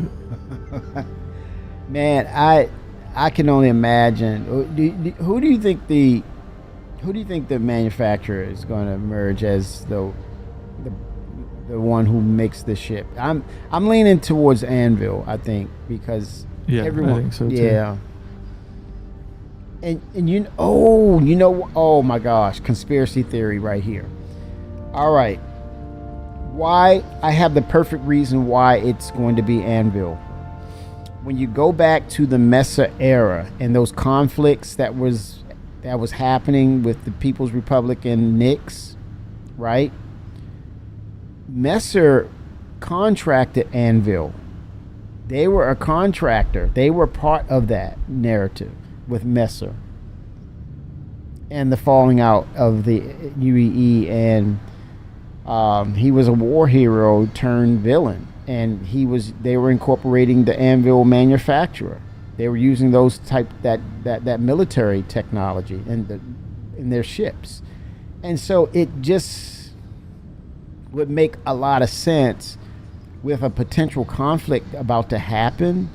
When you look at the opening splash page about the terraforming technology, it's proving to be lucrative because it's really working well, and they're utilizing Nix 1 as part of that, and now they're under consideration. No talks with the People's Republic and Nix. They're only discussing it amongst themselves to say we need to claim this system. Again, the battle cruiser, the type of contractor who was in the midst of that conflict between the citizens and the empire, the falling, the segmenting of, getting rid of the messers, and Anvil was entrenched in that. They made lucrative deals with the messers.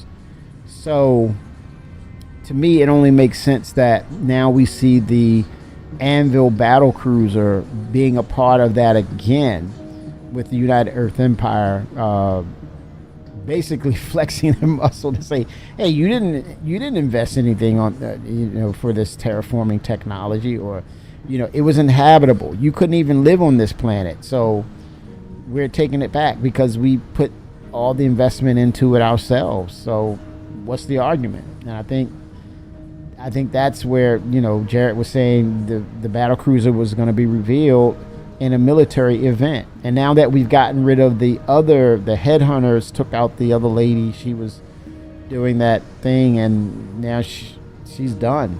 That story's over. Mm-hmm. Yeah, that all kind of happened without us. Yeah, we just read about it in the newspaper. Yeah, it's like, was that what's happening? No one really caught her, But now I think we might see the ship in a news splash of potential conflict, and we'll probably hear it as a threat, but it won't be in the game per se. I don't think, or they surprised us before, right, with VR. But there's a chance that, at least we're going to see it on the splash or image of the battle cruiser by Anvil, which I'm thinking it's going to be. Do you agree it's going to be Anvil, or do you have another manufacturer in mind that would be in the play for that battle cruiser mode? No, I think it'll be Anvil. Yeah, me too.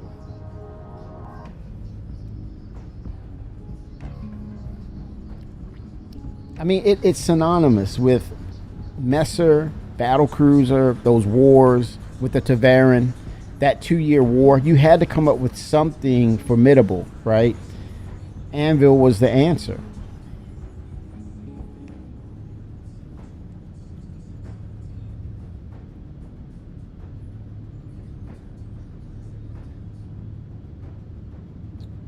Ramprint think. Oh, his PC is underpowered. What chip are you using, Ramprint? Because you can get your hands on some prices. The AMD chips are coming down.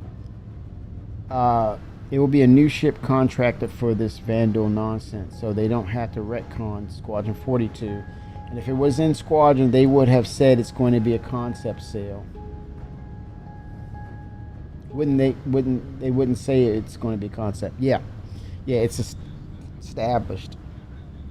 But definitely, you're thinking it's RSI. Wow.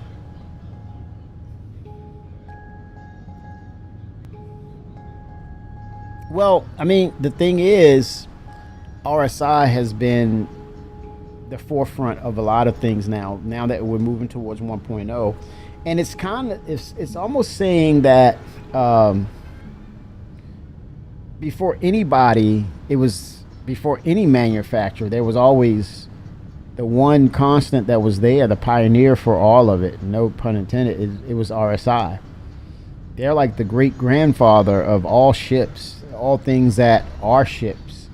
It all began with RSI. So that'll be interesting gameplay. Chris, continuing with that narrative of, hey, everything started with RSI.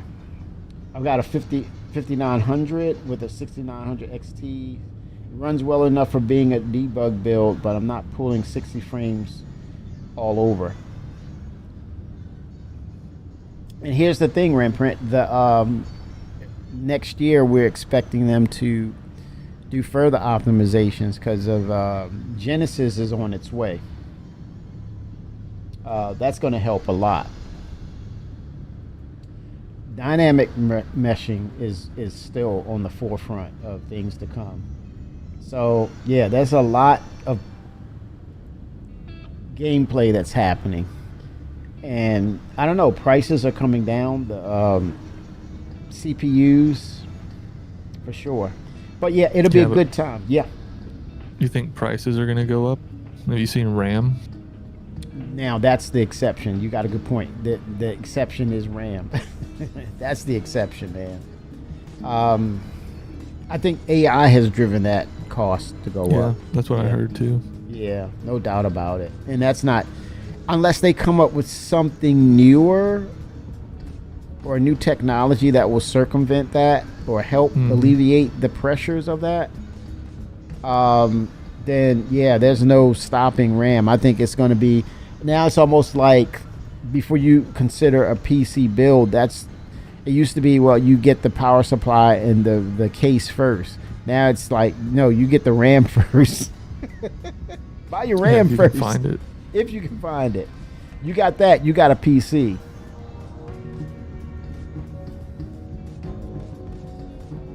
A fishing beam.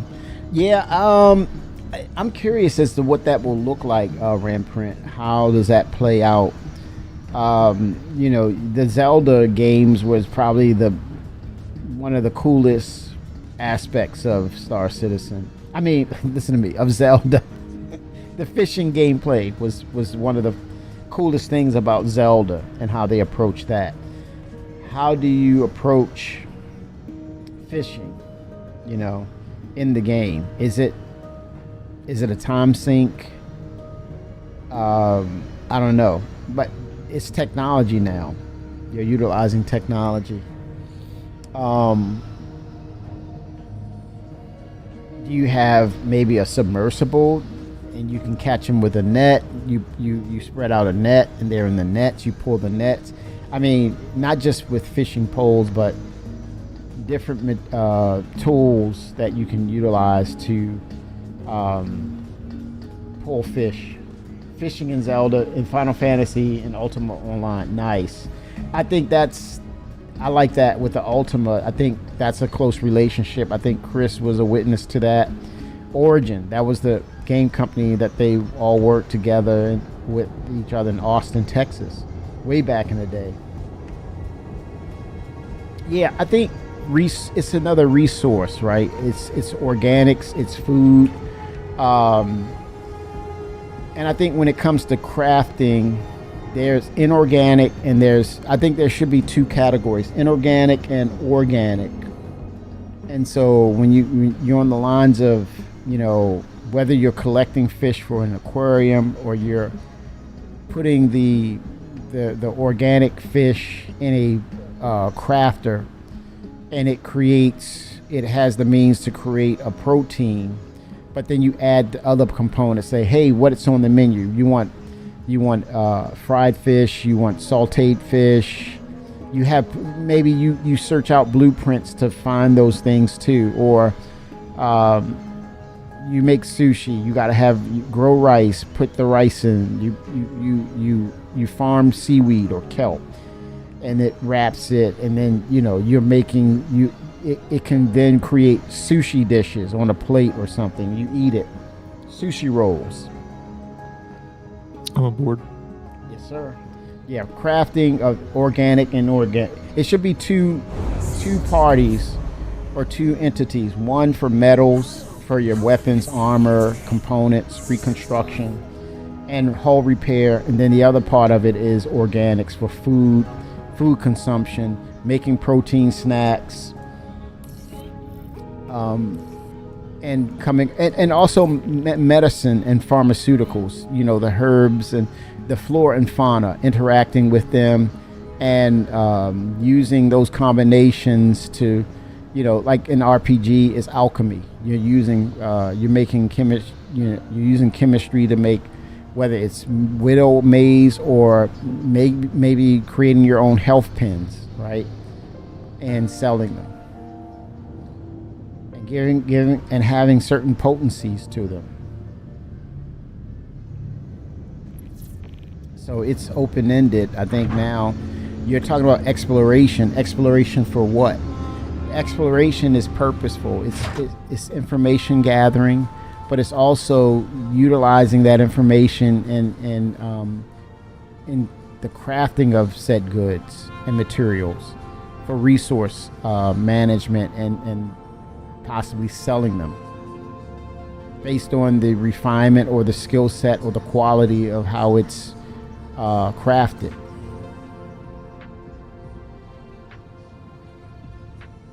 But yeah, definitely fishing for sure. But then it opens. We're gonna go underwater anyway. So that has to be the foretelling of going underwater. You know, underwater farming of kelp. That's high on my list. Underwater rock mining. Even having salt as a preservative. You're extracting salts from oceans. Using it for medicine, preservatives, things of that nature. And then it's going to open the door for medicine as well, pharmaceuticals. So, yeah. I think this is one of those games that we're going to be around. It's going to be around for quite a bit, but it's always updating continuously. I don't think they want to stop and say, okay, it's done. We support. They're going to keep with improving it. And that's cool. You make me hungry, man. Yes. I know, man. I mean, that fishing can make you hungry, man. Having your own kitchen and you putting it in the food hopper or whatever, it's a glorified food hopper, or that would be cool. Have a new modern style kitchen based on, you know, crafting materials inside that kitchen, and you're putting in materials. Even milkshakes from the Whammer cow, making milk. I mean, just throw it out there, man.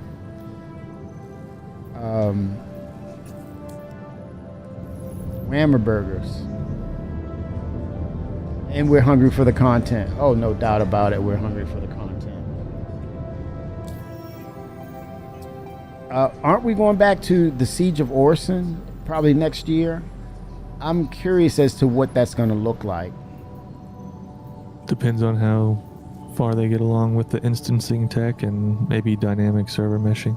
Yes, where we'll go into that instance and then it temporarily closes, so that way nothing is tripped up too soon. So as we interact with things, they spawn in correctly, and maybe a better handle on the NPCs as well. It's going to help make them more formidable. Well, it'd be nice to have different NPCs instead of just the same NPC with different clothes everywhere we go. That's true. And when you say different, the different mindsets, not just some are more of they'll hide in corners as a sniper, or more of some are just crazy on Widow and just will come in and do a kamikaze and run into a crowd with a bomb strapped to them and blow up the whole freaking area. You know, different aspects and different skill sets. And as you mission up and you're climbing up the ladder on levels, then you're talking about special forces grade type of enemies where you have to, don't run in. You can't run into the situation. You really have to take your time with it and assess what's going on. Grenade launchers, those types of NPCs, you know, even close combat ones. They're hiding around the corner. You're coming around the corner. They grab your gun and start wailing on you with hand-to-hand tactics. Oh my gosh, getting mollywopped. Like, where did that come from? Using hand-to-hand, man. And you're like, oh, I didn't see that one coming. Knock you out, grab your gun, and shoot you. Like, holy smokes, man, what just happened here?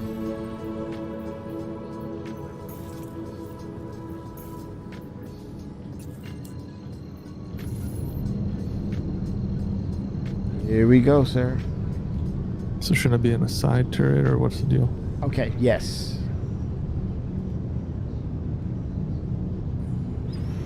It's telling me to go to the Oh, do you have remote there, Fimra? You might have remote. there's one here. Okay, cool.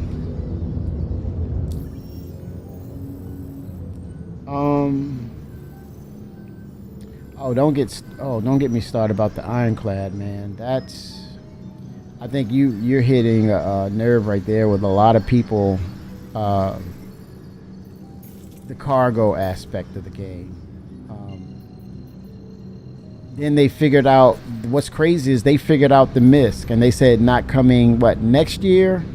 Yeah, they said not for next year. So I would say for 27, you'll probably have all series dropped at once for the MISC and be done with it.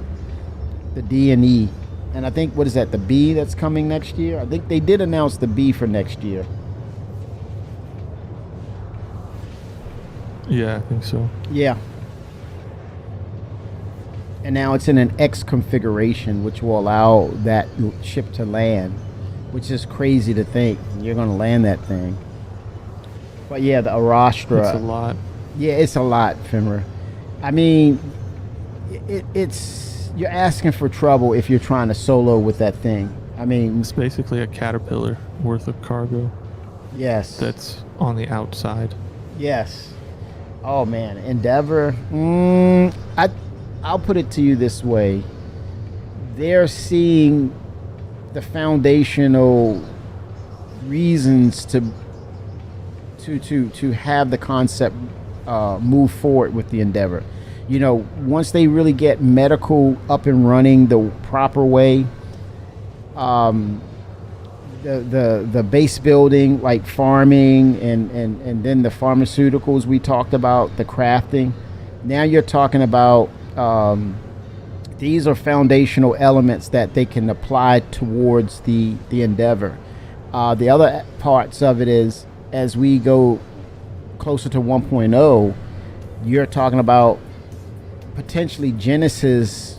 The way I understood it, correct me if I'm wrong, Fimbra, is with Genesis is using an algorithm based on what they say the planet type is, and they have a huge library that it will grab the assets to mimic the summary of what they described of that planet, and it will procedurally generate those locations. So with that said, with the Endeavor, now you're talking about exploration and sampling of flora and fauna, and incorporating that into its gameplay matrix, such as taking certain plants, extracting they seeds. have to invent science gameplay Exactly. before the Endeavor can come. Exactly. Science exploration, all of that has to come first. Correct. And I think once it's there, like Fenrir said, once it's there, you physically have to have the locations, and then the interaction has to come. And once you have the interaction, now you can solidify what those interactions mean when you have the Endeavor in place. So now you're talking about leveraging crafting on another scale with the Endeavor, where it's more in depth, of saying you can extrapolate, you can refine certain things, take out toxins of certain things, and synthesize maybe pharmaceuticals and things of that nature, or better types of foods, right? All aspects, or take metallics and ores with the collider and really enhance them or merge them into new elements, right? So you have something otherworldly, like certain weapons that are rare. All right, we're in a protect mode, sir. I don't think we'll get something like infinite planets generating, but maybe it is possible. Total. Well, I talked about that a while, Rampant. They can utilize. I'm gonna tell you. They can utilize the. All channels! I'm under attack! 1 second. Please! I'll if come you back hear to this, that help thought. me! I'll come back to that thought. Jump tunnels that collapse. You have a certain time period, and you go into a jump tunnel, you find a new planet, and you get warnings that it's going to collapse. And oh shoot. No, don't kill him. Oh no. I'm trying to. Okay, let me see. Do I have weapons engaged? No. Okay, let me turn it on. They're not on. Frick. There we go.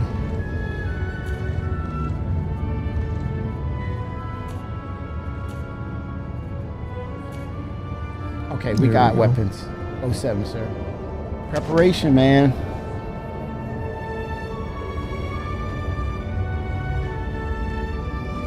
This is not the time for calm music, Star Citizen.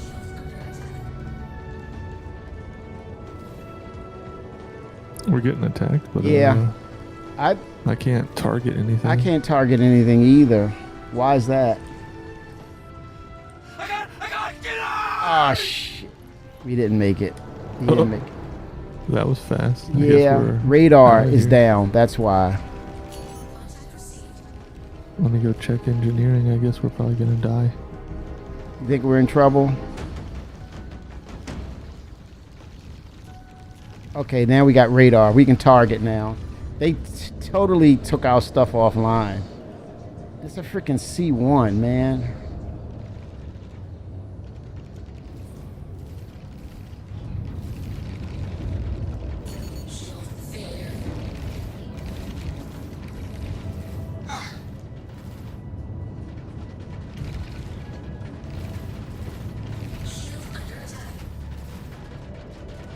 Engaging the enemy.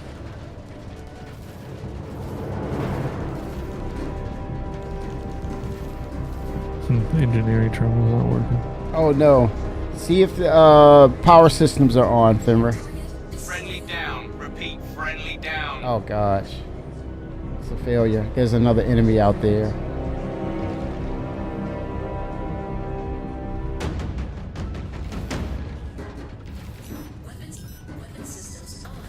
I turned the gun off for a second. Sorry. Okay, It's no damaged. worries. Okay, That's the only one thing active. that's damaged. Okay. All right. Shockingly. Could definitely use some support about now. We're on it, sir. We're on it. We're assessing damage on ship. We're on it. Keep your... Holy shit, that was one of our ships. Oh gosh, what are you talking about? Chasing enemy. In pursuit. Son of a bitch! Oh gosh, man, language.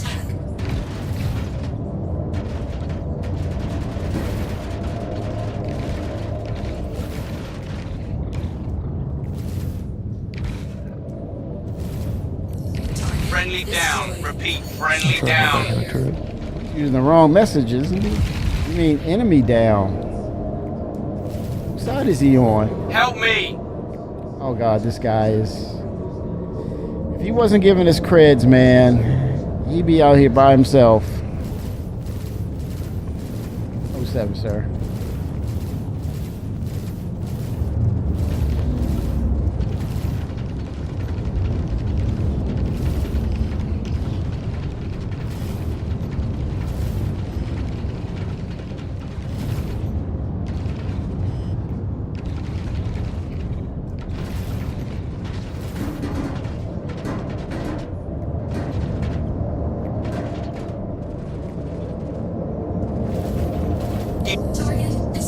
Oh yeah, dusted and busted. Yes. Pop City. Son of a bridge.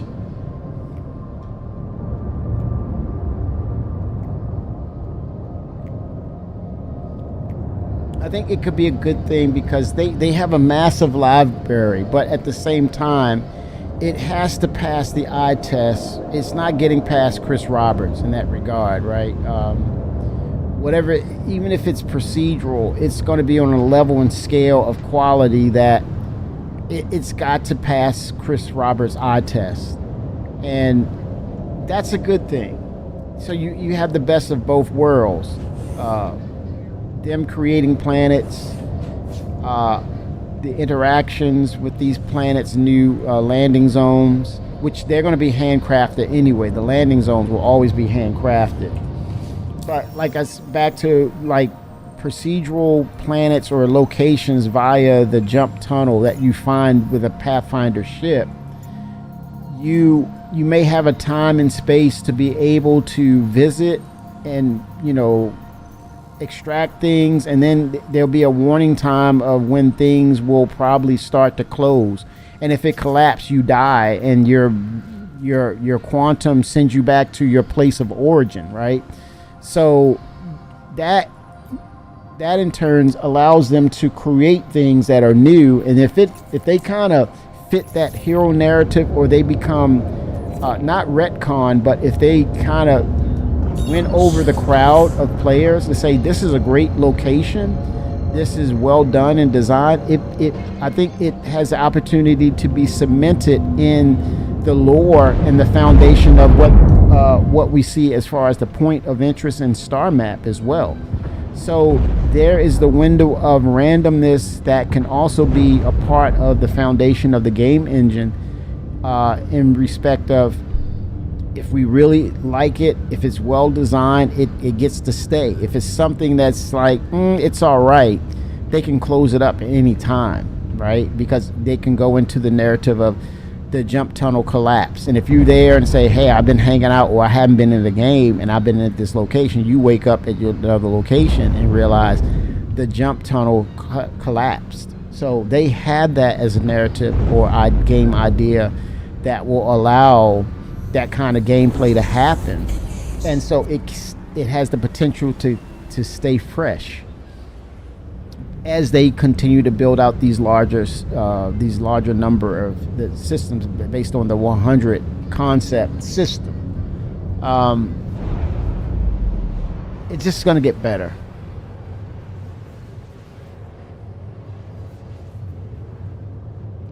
Landings know that it don't need to be hand done. Yeah. I think you're seeing how they're getting dialed into the processes, and that's why I say 2026 is going to be very interesting for them.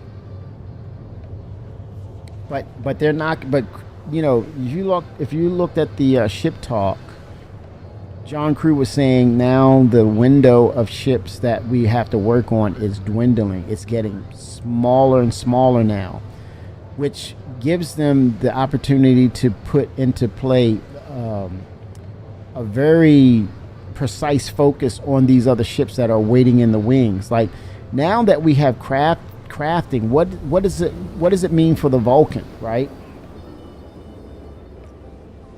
Now that we have crafting, perfect case example, Crew said, well, with the Carrack, you remember the repair bay we're going to get? It's going to be a crafting room, because you just craft the materials and you basically have the new component or whatever it is you need to fix or repair. We're going to add that into the Carrack. Now, all of a sudden, people are unmelting or buying back their Carracks. Yeah. People are buying back their Carracks. Say again, Farrah? We're earning them in game. You're going to earn them in game. Yeah, you can buy them in game at this point. And the Vulcan. Yeah. Mm-hmm. Yep. Mayday, mayday, All right, outlaws are attacking my ship. we're 5 clicks out from the enemy. Let me see the shields. I don't have. Let me see what's the power allocation. We're all maxed out here.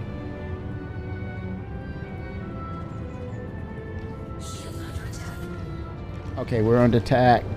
We're engaging.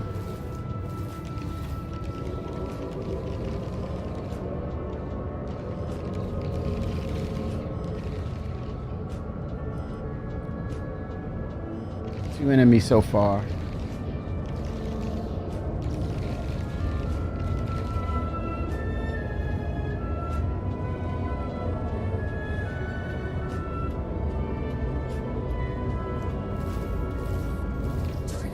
Oh, he's done.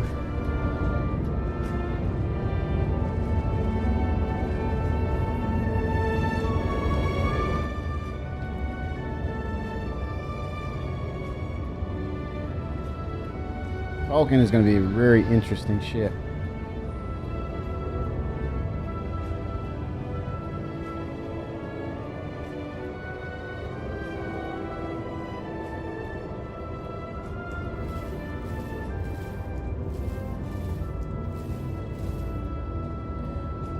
torpedoes or missiles, will they go into a case with the Vulcan? Do you create them and then it goes into a case and then you put them into a hopper on the ship and then you get refilled with missiles? Is that going to be the thing? To simplify it a little bit. Keep the fighters off me so I can work.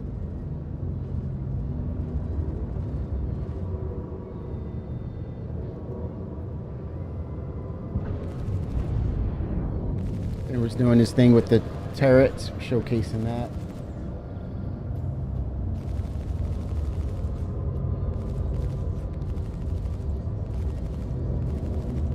Helping them stay on point.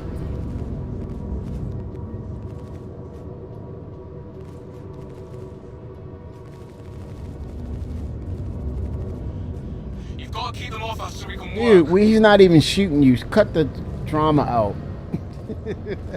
We're engaging an enemy. What do you mean keep him off? We're on him. Stop it.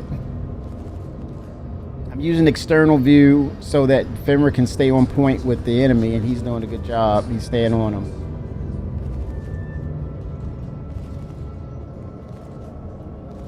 The advantages of using a turret.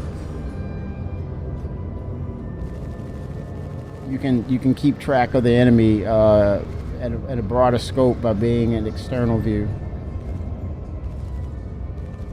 Nice strategy.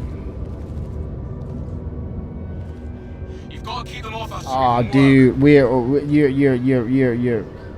you're exaggerating it. Stop exaggerating. We're protecting you. Cut it out.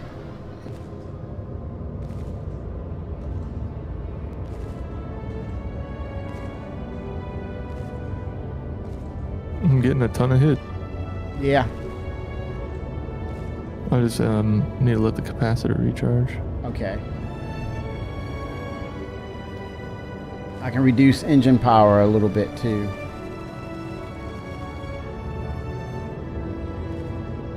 Keep the fighters off me so I can work. We are, man.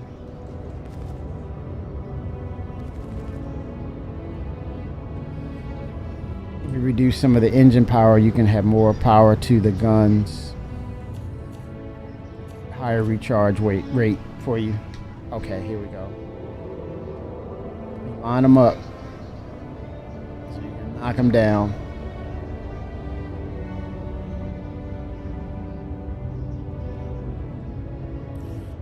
You've got to keep them off us so we can work. I'll send a warning shot to him.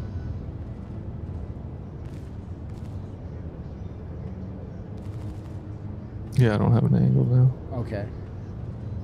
It's fine. You can kill him. All right. Working on it. Oh, he broke a wing. He broke a wing. You can finish him off, sir.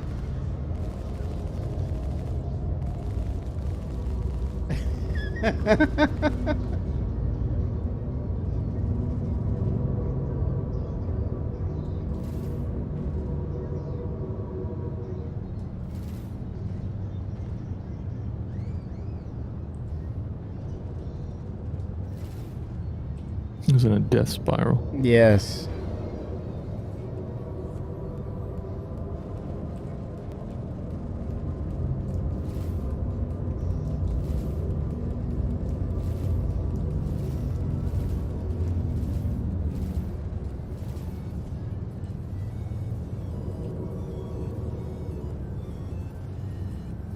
I'm heading out.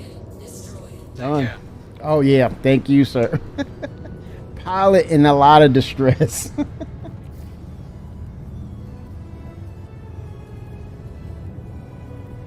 Oh, luxury ships, Remprint? He's into the luxury ships.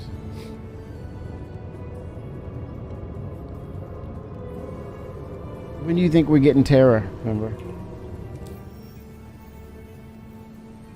Oh, probably 2027. 27. I think that makes that. I think that's fair. With all that's be- needed for 26, yeah. Yeah, that would be the. And if you liked Squadron 42, come check out Yes. the 5 systems now available. Mm-hmm. Yep.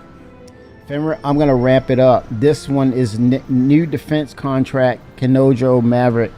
Arensi Elimination Intersect Defense Solutions. It's 86K. So I'm imagining he's outlaw. He's gonna have. We're gonna be pushed now. We got a little muscle memory on it now. I'm gonna share in 3, 2, 1. Should be a little. Say again. So if we get blown up, we get blown up. Exactly. Or we got to retreat. Yes. Let's see how we do in the heat of the battle, because it's gonna ramp up now. I think with the holiday coming, I think a lot of people are ready to get back into the game. I think then they'll be able to see what's going on as far as what they need to do with the server issues, dialing that in. But I need to look at their website to see if they've done any hirings, or the applications that they're looking for are still out there. I would imagine, prepping up for next year, they're ready to dial up to get to hire some good talent. I'm gonna sneak peek on their website. See if they're hiring right now. Well, they are, but I want actually to see if they've actually filled those positions actually. Oh, I see. Because I think after IAE, I think they're in a great place to, follow up and get some of that talent out there that's going to help them really move the needle past 1.0. Yeah, I think Ramprint, he's making a good comment here about the Genesis system. I think that's going to tell it to us about what that will look like moving forward beyond Castra and towards Terra. I think Castra is going to be one of the outliers that says, it's not going to be a big issue because it's the same number of planetary bodies as Nyx. So I think that's a strategy that helps them. But I think going forward, what is it going to look like with Genesis? Will it be able to do multiple systems at once? That's where I'm looking at to see how are we leveraging, or what advantages we have with Genesis in order to really crank out more systems. That's what I'm looking for. And to say, okay, there's value in that. That's really cool. The number of systems they can crank out.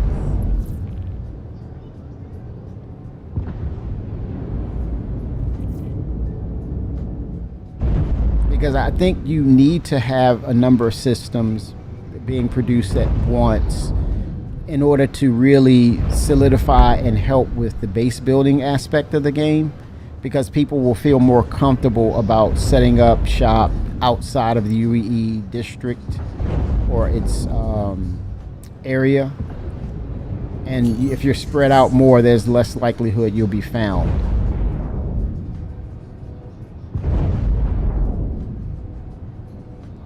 Yeah, CIG will have to create hubs for players to actually interact. I think the verse is going to be so big.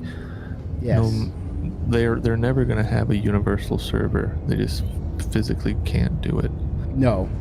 So It's impossible. and who knows how many servers they'll actually be able to mesh in order to make it seem seamless. I don't know. Yes, But I agree.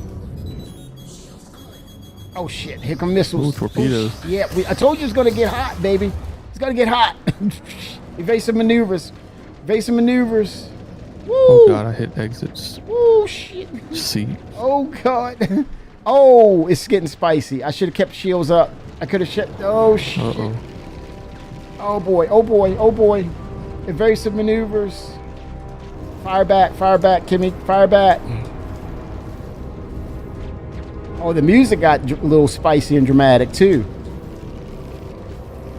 Oh, Dude. we've lost power. Okay, see if we can engineer it.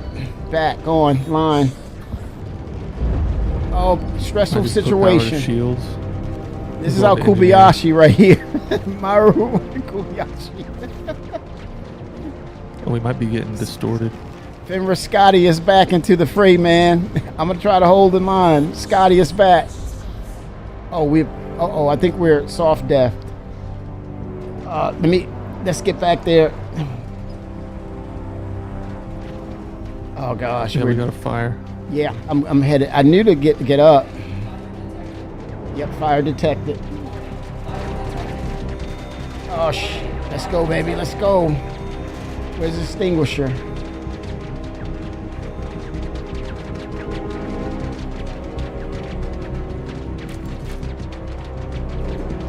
Is it back there in engineering with you?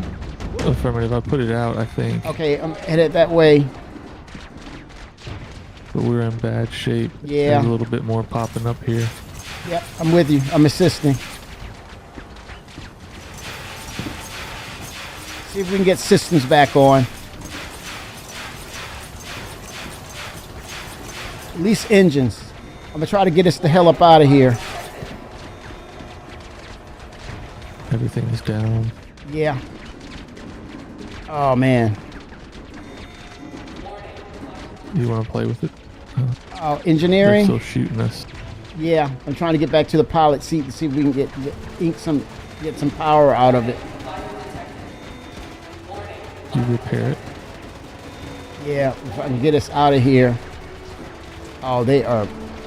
I said, oh shit. I got hot real quick. Yeah, get those coolers. Keep those coolers up. Get those coolers online, Fenrir. I don't think I can. I don't have the right tools. Oh shit! I got the repair tool. Yeah. If you can get in the pilot seat, I'm gonna grab the repair tool. See if I can get some repairs going.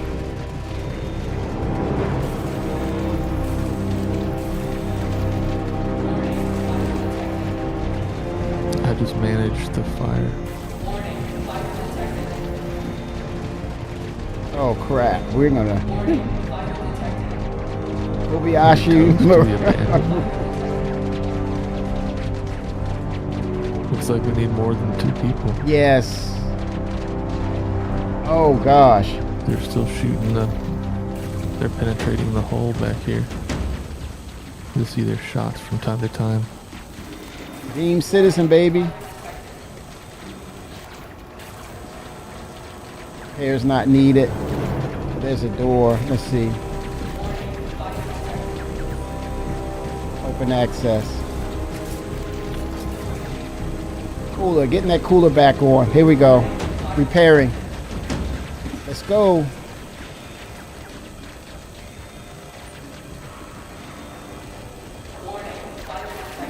It says salvage. Okay.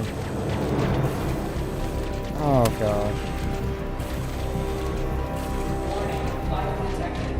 See the material.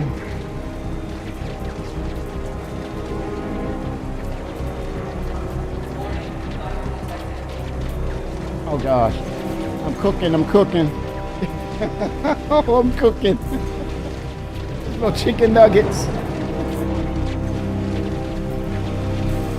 I got you. And not salvage material. Not trying to salvage. What?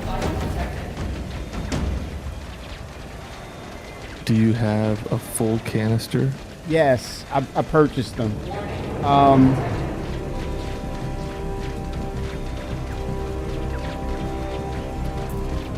I thought I had the freaking thing on. There we go.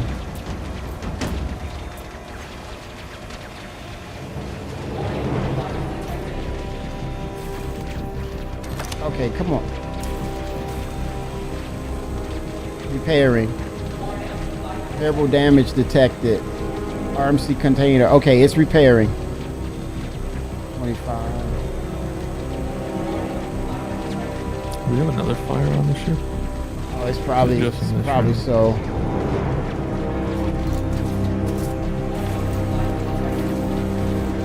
I'm trying to vent this. Okay, vent.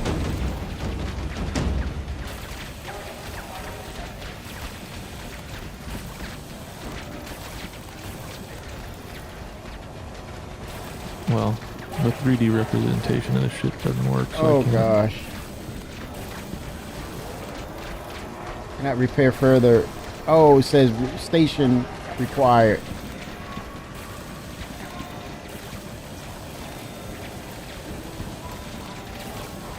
Trying to salvage.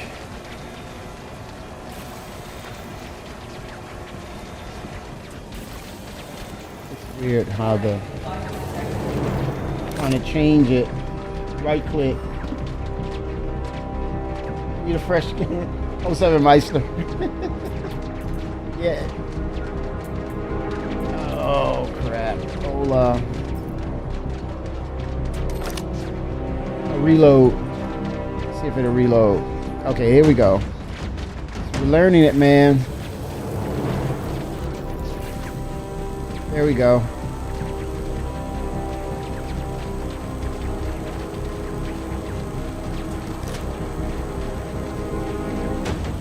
Repairing. Oh, so I'll just hit R for reload.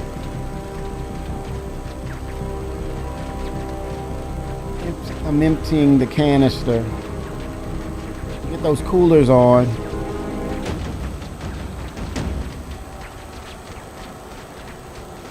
Empty. Now reload. Okay, there we go. Oh, they're shooting us still, so I don't think it's gonna. No, it's not gonna help. What about engines?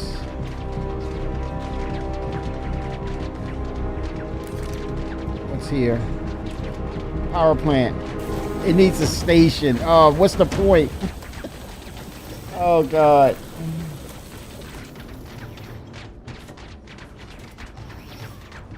Oh, they're just going to town on us, man. It's just. Yeah, they're just gonna shoot us till we Yeah, blow there's up. I see a fuse.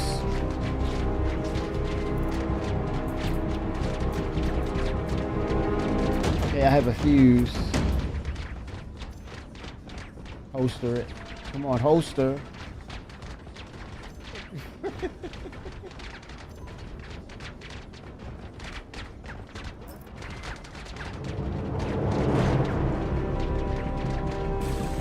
Now it's like the gun is stuck.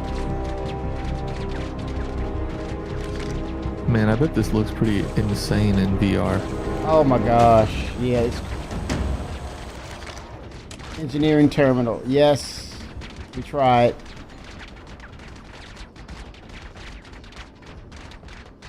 Show emergencies. They're every damn where. Gun. Destroyed. Distorted. Holy smokes. Coolant. Offline.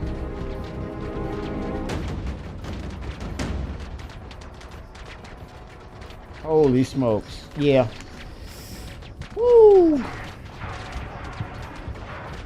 That's it. That's all she wrote, folks.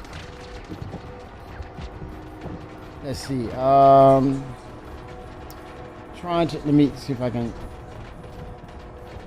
put the fuse in my hand. There we go. Connect this fuse.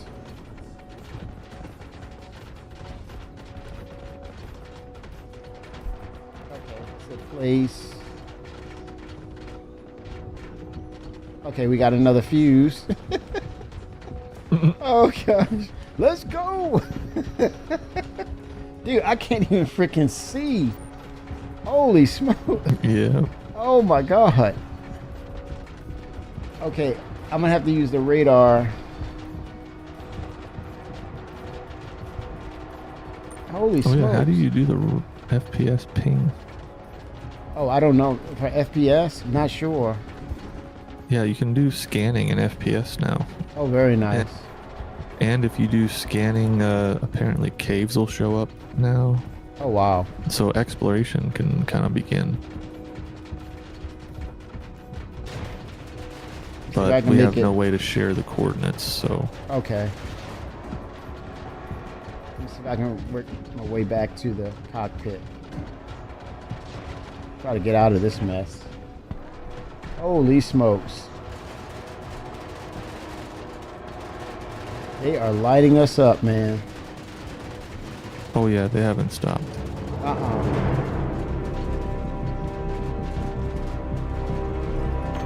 Well, the music changed.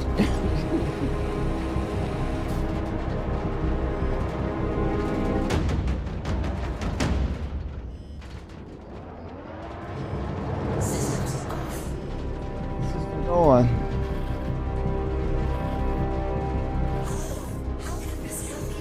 Get me out of here, miss.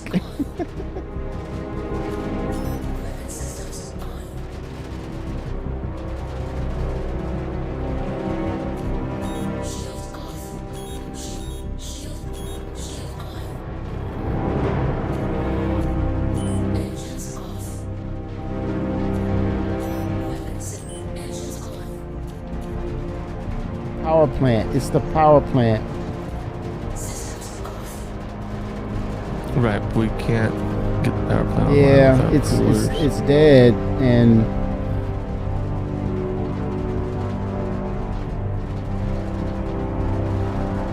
They'll eventually run out of ballistics. you think they're? I mean, oh my gosh, dead in the water. I'm almost tempted to go out there and shoot him with a freaking gun. Why not?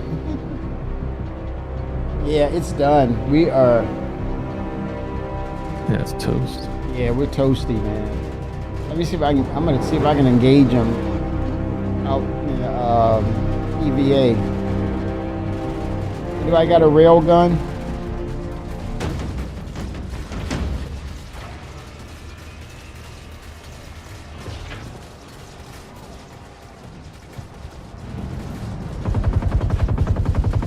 Hello, say hello to my little friend.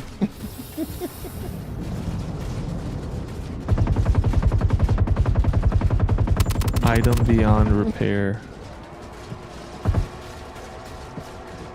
I'll light him up. Yeah, we couldn't repair these even if we wanted to.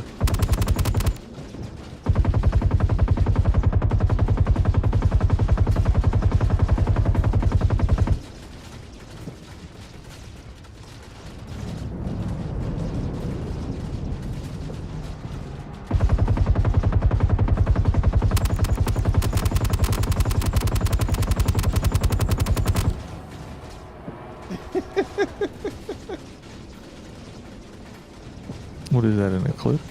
This is a Reliant? Star Runner, Crusader, Oh. Mercury Star Runner. Oh. Yeah, we were totally outmatched. Yeah.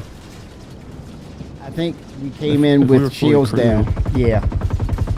It may have been different if we were fully crewed, but we would have needed everyone on turrets, so that's what, Yes. 4 people total, and then engineers, Mm-hmm. pilot.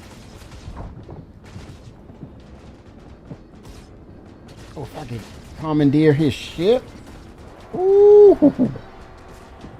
Yeah.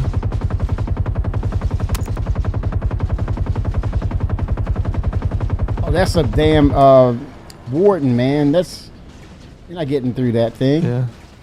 And is that a Saber or? A That's Reliant. Other one's a Reliant. The other one's a Warden and a Star Runner.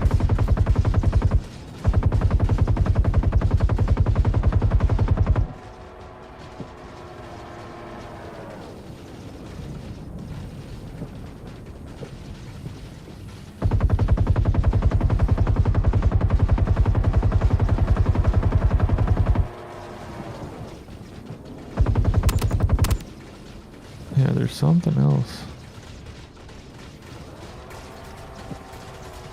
So we had 4 ships.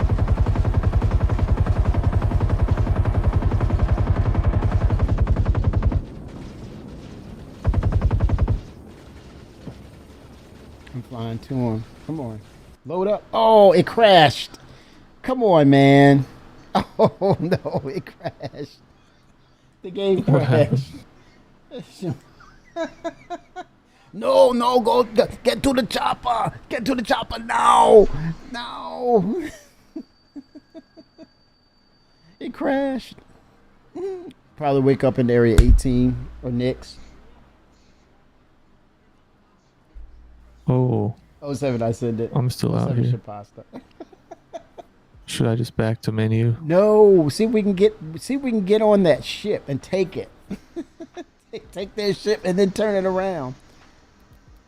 Make you leader, and I'll join in you.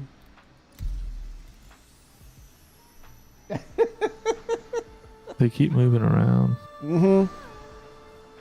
I don't know that I'll be able to board them. They kind of pause for a second. Yeah, but their doors would have to be open. Oh, we have to open them. Yeah. Are they? You think they're taking damage with my guns? No, probably not. No. Dang it. Well, you want to restart? Backspace it. I think we have to. Yeah, it's a no-win situation. Yeah, I think there's something to say about if something is dead, then it's like a no-win. You're basically it's soft death. Uh-oh, what happened? It says that I'm in active combat, and if I log out, I'll remain or in combat or whatever. So if I log back in, it'll just be this again. So we just have to sit here and wait. Oh wow. Or hold backspace. Whoa. Okay, let's see what happens. We'll play it out. Wow. The ship's taking some punishment. Holy smokes.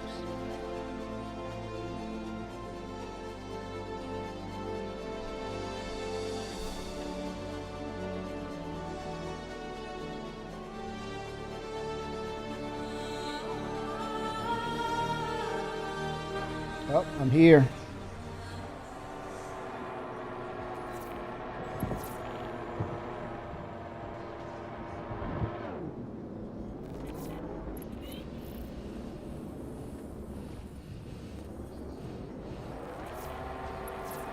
Yeah, I don't think there's a way to escape. Okay, let's see if I can.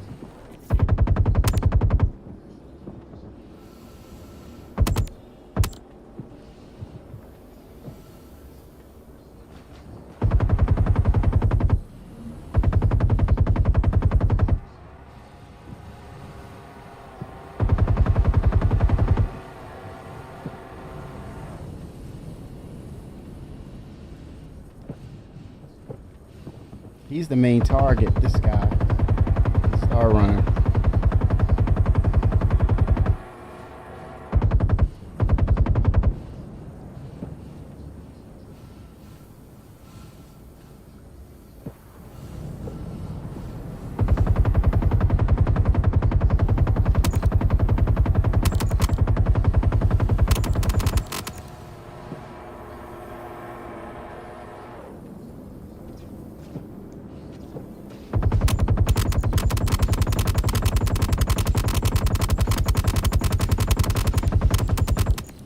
Damn it.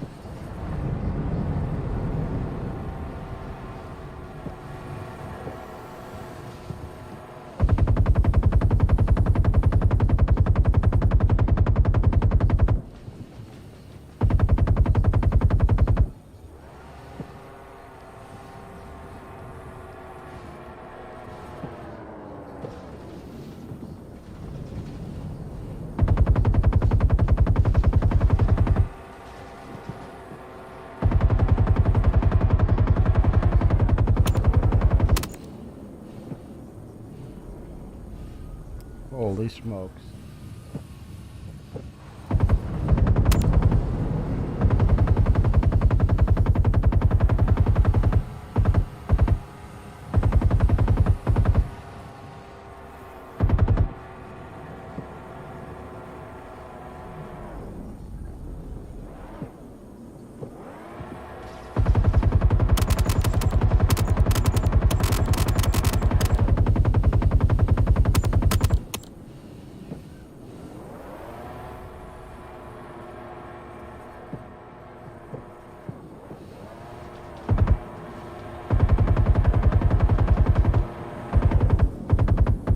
Hey, I think I'm gonna go for a walk.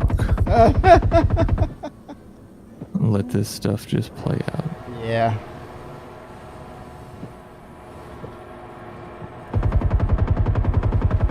Whew, I don't know if people are gonna like engineer. I think they have to make some adjustments. I think you got to be able to. Certain ships, yeah, there's a limit to the sizing on components. I don't know. We got to find out what those rules are as well, and work around them. It might be a hard decision on some players where they may melt certain ships. Yeah, it's a tough one right now. Yeah. I think we're gonna make the adjustment though.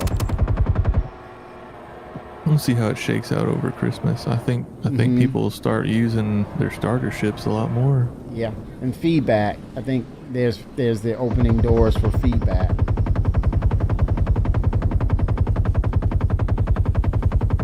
All right, man. Well, hey, I'll be back maybe in a little while. Okay. We'll see if my character gets unstuck by then. Wow. They're gonna. Well, Maelstrom is coming too, so that's another part of it. Yeah. Well, we'll see. It'd be nice to. I guess we won't hear anything probably till what, February? Yeah, because that you got to give them time to get back to the office and kind of get acclimated to what the plans are going forward. At least for the first quarter, amongst themselves, they're going to discuss what's going on. There's just a lot to do. Yeah. They'll fill us in. Oh, definitely. Content is coming. All right, man. Well, hey, I might check in later. Okay. Sounds like a plan. All right. See you. All right. 07. We got engineers. Oh, gosh.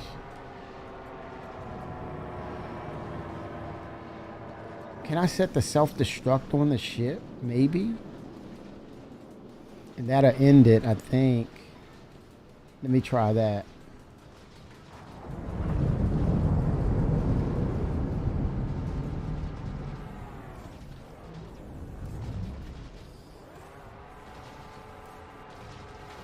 Yeah, what's going to happen is Maelstrom is going to take over that whole system. It'll be a more accurate deliverable, so they won't have to handcraft things anymore on the side of armor. It'll have a certain number as opposed to partial parts of the ship having that number, and they mentioned that Maelstrom it will totally and accurately give you the correct stats for your ship's health.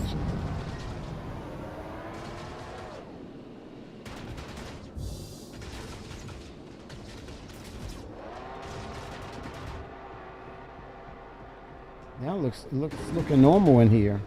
Oh shit, he shot me through the damn, or is it the bullets are coming through the door?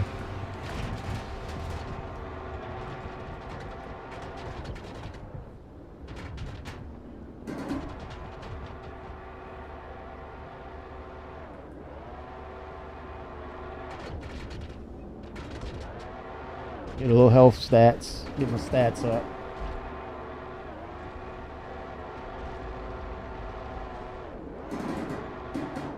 Oh wow. What is going on? Uh-oh. I fell through the shit.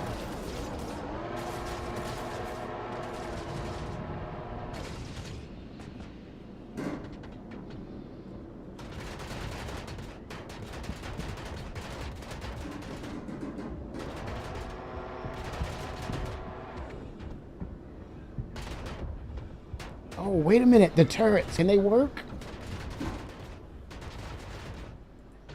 Maybe. Gripping and ripping. Oh, yes, baby. Bring them on. Where are they? I can't see you.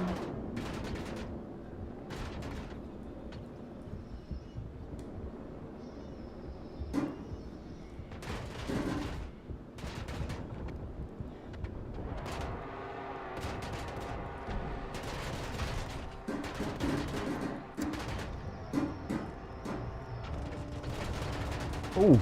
Ooh, ooh, ooh.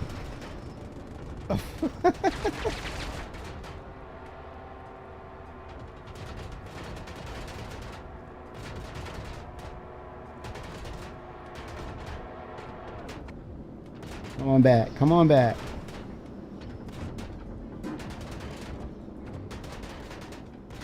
Oh, man.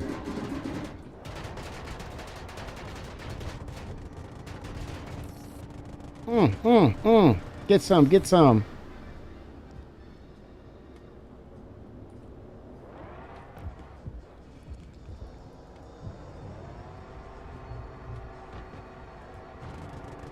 Ah, just got away. Just got away.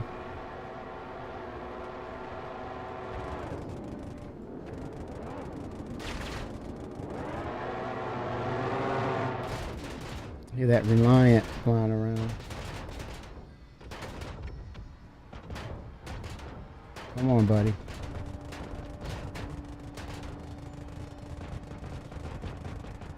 Oh. Oh.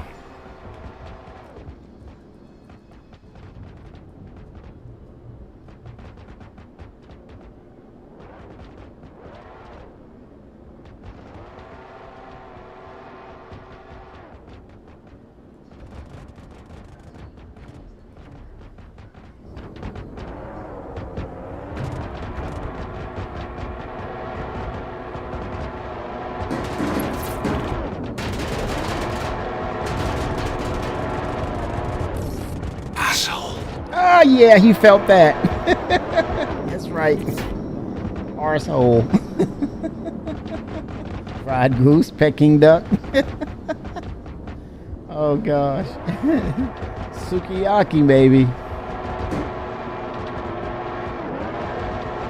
Holy smokes, man. Bad situation.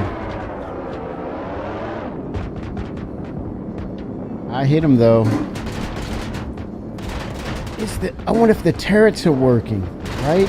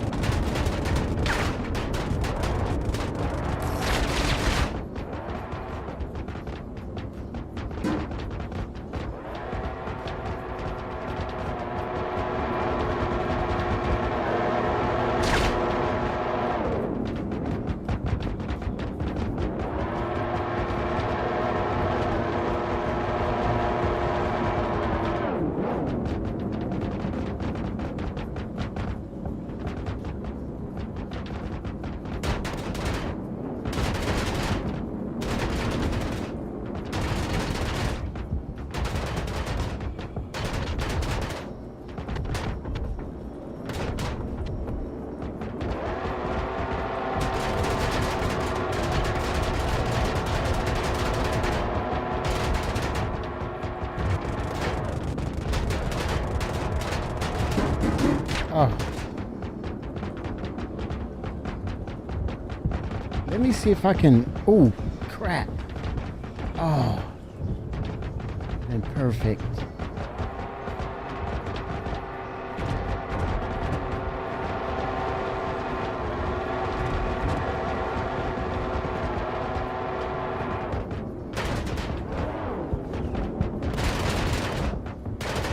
Oh, the turret. Let me try the turret.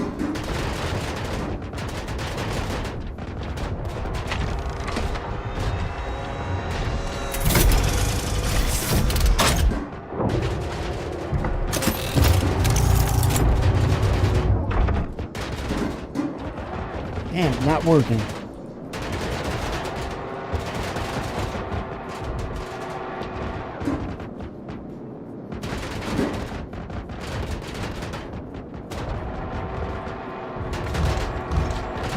Damn it. How can this help you today? Fire, fire, fire. Damn it.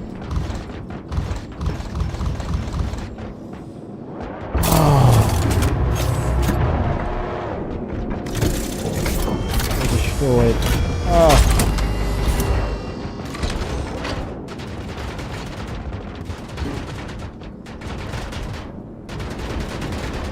Holy smokes.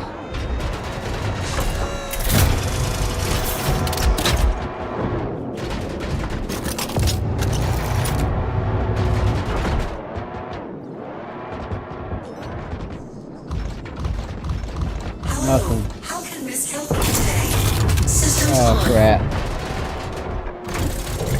Nothing.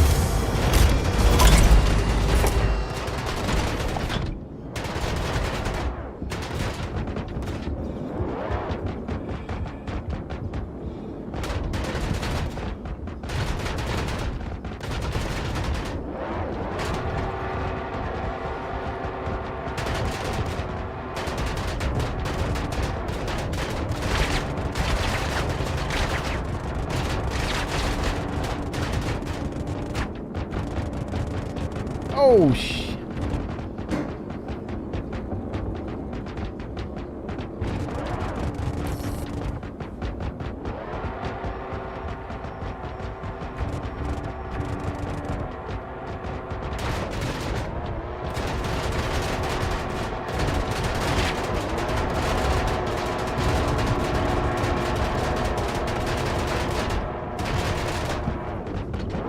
Crap.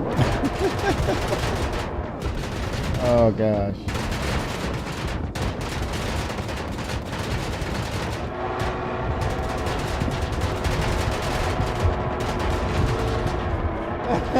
It is crying for help. Screaming.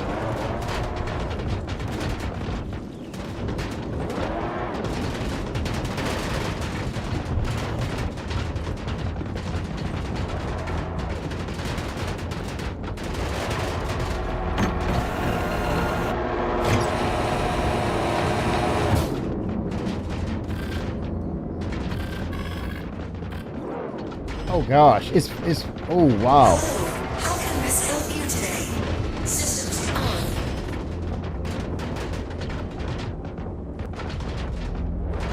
Nothing. Let me see if I can get into the over this in this seat with a turret. To a turret remote. Oh man, failure.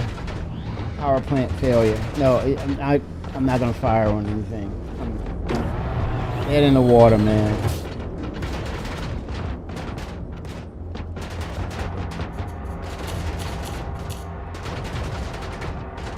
Yeah, she's telling you right there.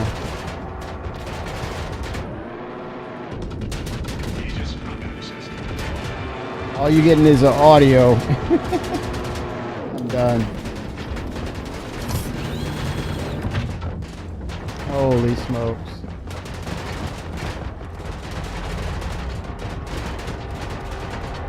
Yikes.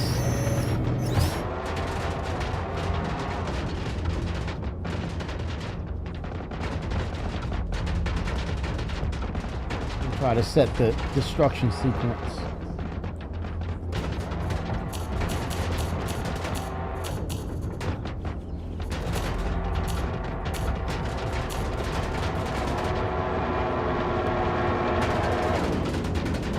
In the pilot seat, see if I can set it. Oh no, it's shot, Ramprint. Everything is shot. Literally. Figuratively and literally shot.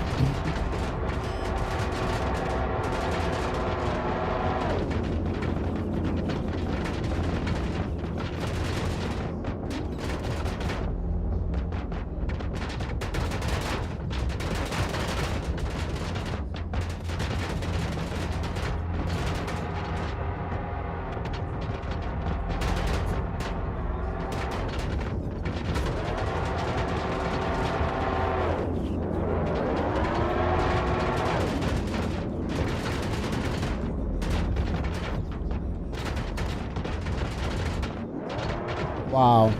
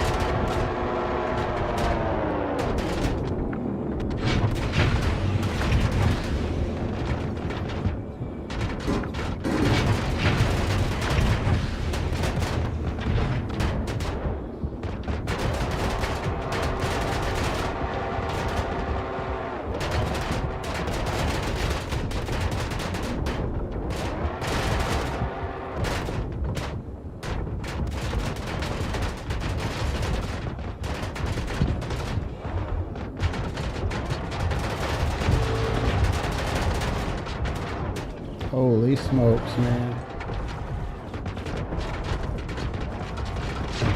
He's taking a beating.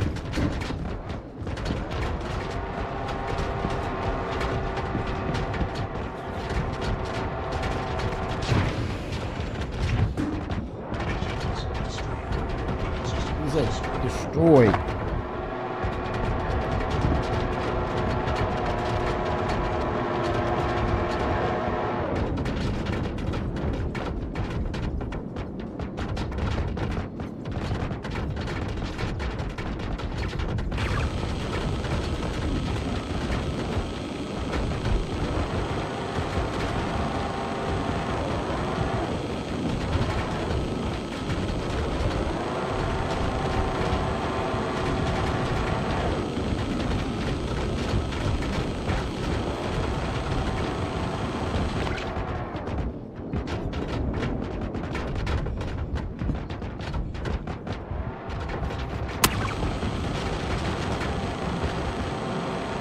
Quantum drive, repairing. Repairable damage detected. If I can... Oh, wait a minute. That's what I should have... You know what? Now I'm thinking. Could have initiated quantum drive and just jumped out of there.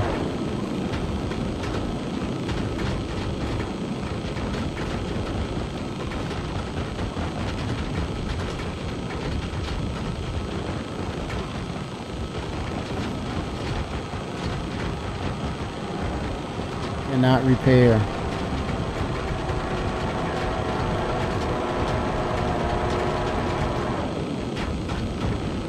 That it is busted.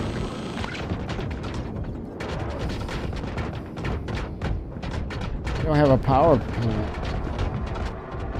Cannot repair material. Oh damn! Critical. Here it is. Here it is. It's about to it's going down. Abandon ship. Captain goes down with the ship.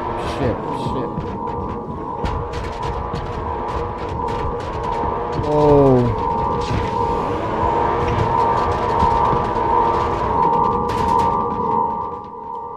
Oh shit.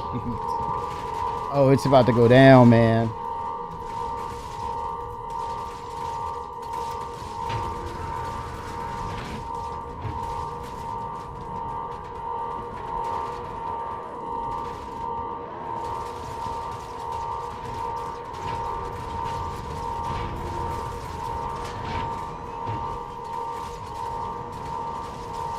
Oh, wow.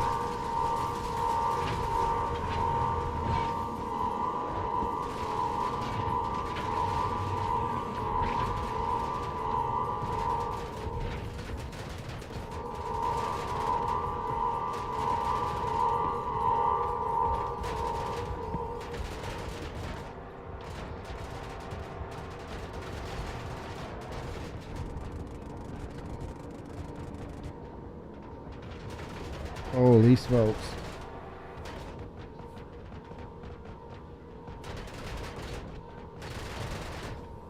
Oh, the power supply, remove it? I didn't try that. I want, is that possible?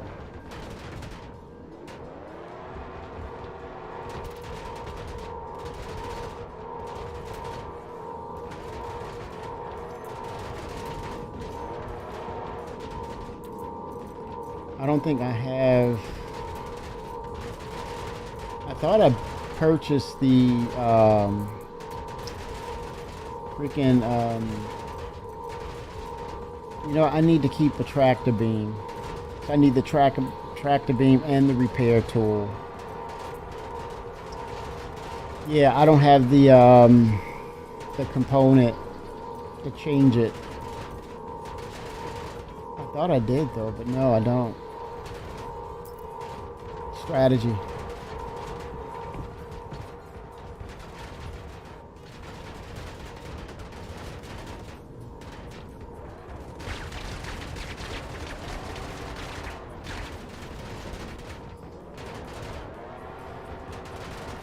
Yep, I'm done, man. I'm a bio brick real quick. Be right back. Oh my gosh.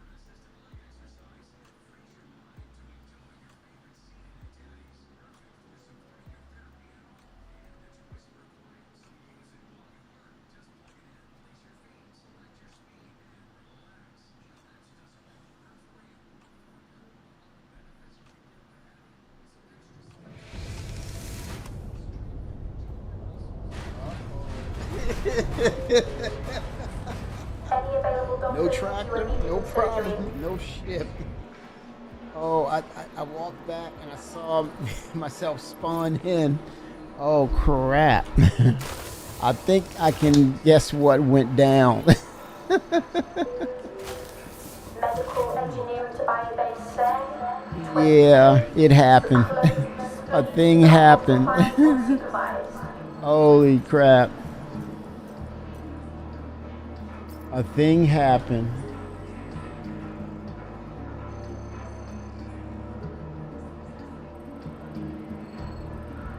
Oh my gosh. Dr. Fenwick, please return to the morgue. The bodies are starting to smell. Oh wow.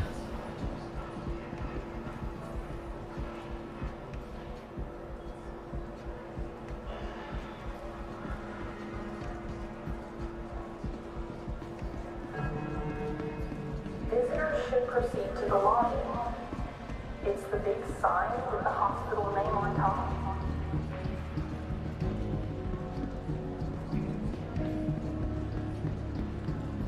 Oh yeah, it went down. Okay. We can I think we can all agree that there is a healthy amount of time to kill, right? And it says if you have the right amount of people and they're coordinated, you can keep this thing afloat to some degree. But you got to figure out what's going on with, in terms of what you're capable to utilize and what is available and interactive enough where you can resuscitate certain things. If not, you might have to make adjustments. Knowing, if it's capable to replace certain components or all components, and if not, what can you do to make sure you make that a priority to keep the maintenance, upkeep, and repair going for that particular bespoke part that you can't change out. Yeah, or have a different ship. Know your ship. Know your ship. So that's the orbit, that's the cambio, that is the tractor beam. I can use that.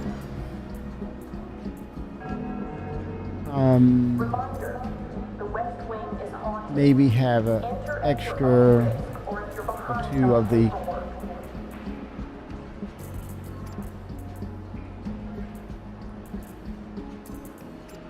share those. Yep. Just one of those. I need more of those. Paging Dr. Nalara to neural recalibration. The AI is having an existential crisis again.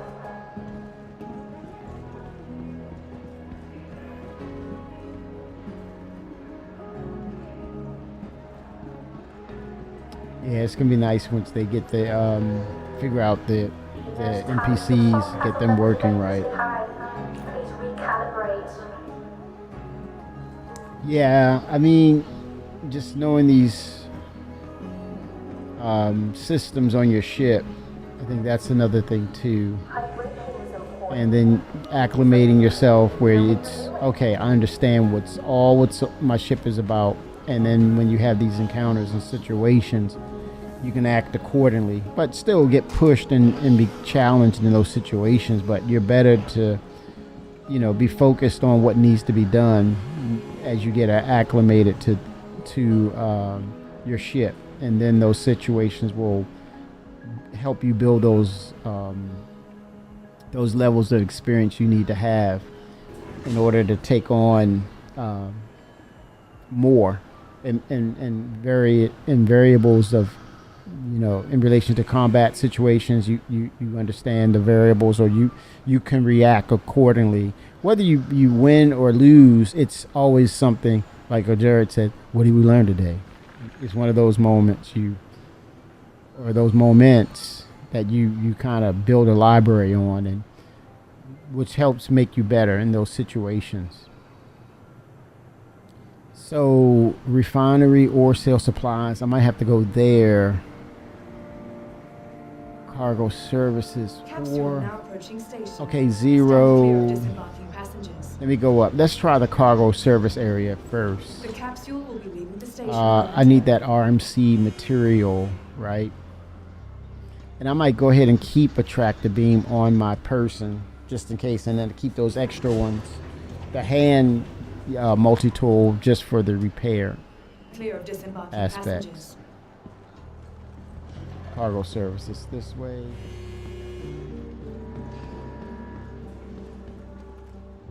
Supplies and equipment.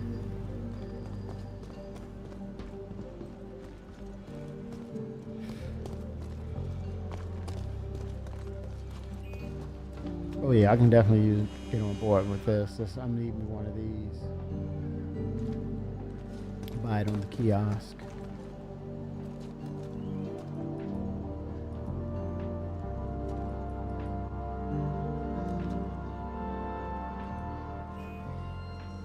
See if I can drop it in my backpack. And then eventually they'll have batteries. Holy smokes.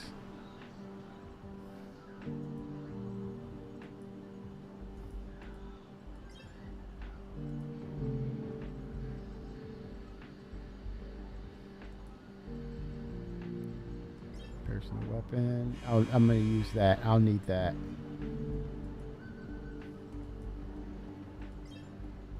All right, it worked. And attachments. Let's see if they have the supplies.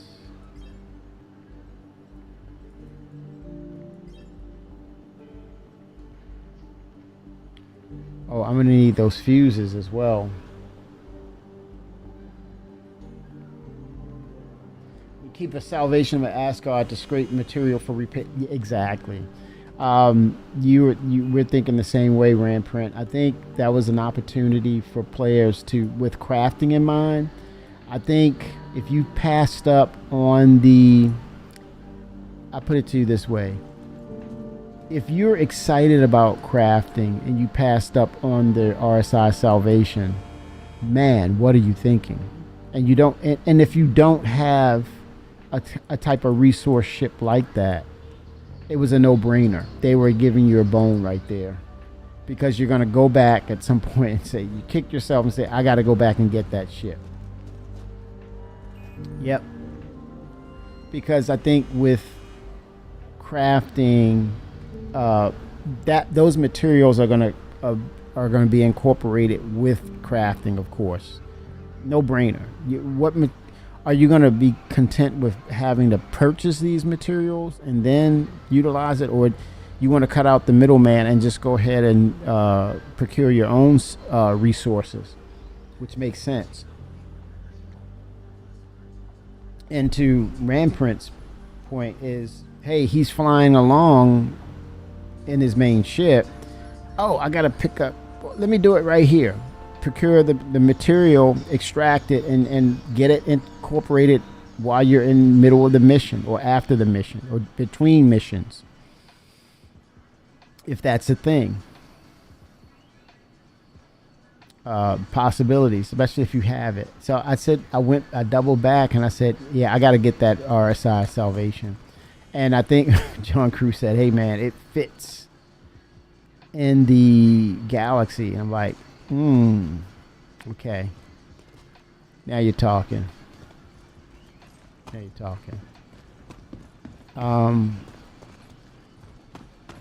I got to get that material, the Cambo attachment. So it's not in cargo. So I would say it's an ore or material. So it's 3. I'm gonna head down to 3, deck 3. You know what? They've kind of figured out maybe the elevator debacle with Nix. It's all automated. You just get on. You know where it's going. You get on.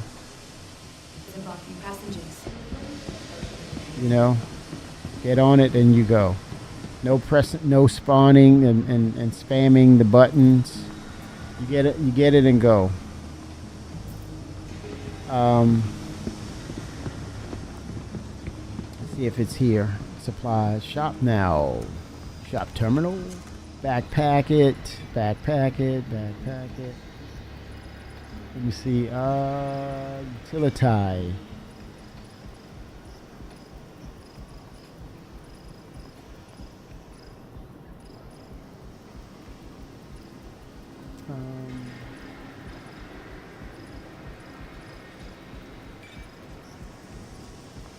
No, miscellaneous. Let's see. I don't. Do they have?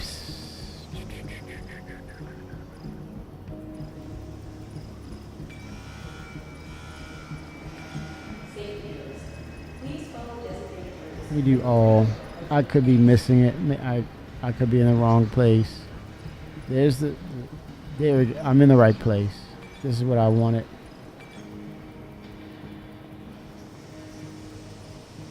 $41 of them. Yep. What else, man? Fuses, right? Yeah, I need fuses.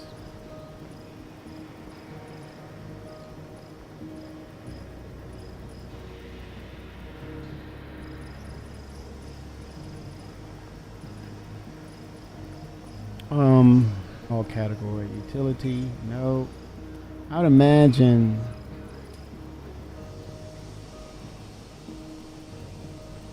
might as well top up and repair after the fight has been done instead of paying just to get the services done. I mean, yeah, it's gonna help you. It's about that bottom line. Because what happens when we really start to feel the economy, you know, be a part of the game, and it really in some instances it's a steady wave, and in some instances it could be dramatic. A tsunami of issues with the economy. I think that's the intent and purpose, is to, in certain periods, the economy is really rough, and then there's where it's profitable, it's easygoing. So you have to weather those storms. In those instances where the economy is really burdening and dictating that you have to be very frugal with your resources and be able to, you know, procure them yourself. And I think when you say that, Ramprint, that fluctuates, especially it's at the forefront when the economy is really harsh, and there's you know, high demand and low supply, right? That's when it really hits you, and you got to say, okay, I got to be a little more resourceful to stab off these high prices, right? You got to be more productive in what you do and capable, because those costs can eat you up alive, man. And you're like, no, man, I got to find a better way.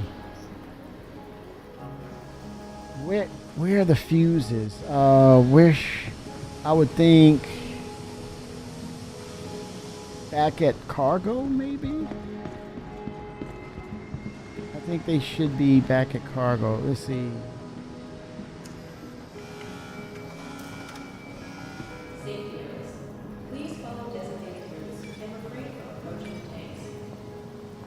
Okay, the terminals are wigging out. Something's weird going on now.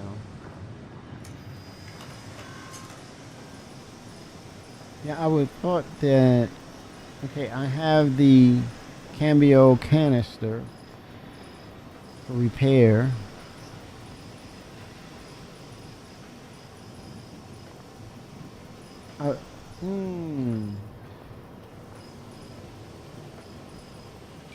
The fuses. Where? I don't know where they. I guess the components, ship stuff. Okay, yeah, that would be great. What is it? What is he called? Let's see. Is it Grays? Yeah, that's Teaches. Okay, 01. I'm going to Teaches. Going up to Teaches. That's where it is. Ship component, ships. Safety notice. Please follow designated routes and refrain from approaching the tanks. Yeah, Teaches is not cheap, man. I mean,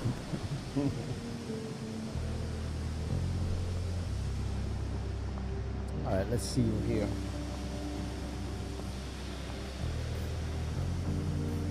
Capsule now approaching station. Capsule, let's go.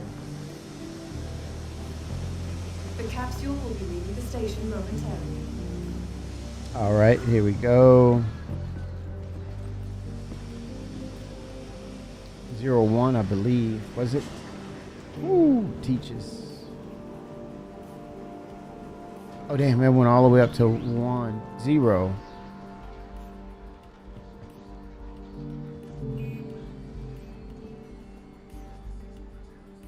And just like that, I'm like, where the hell is Teaches again? I think it's 01.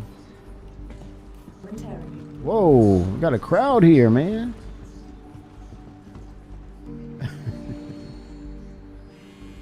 Oh, Teaches. There we go. He's back in the corner.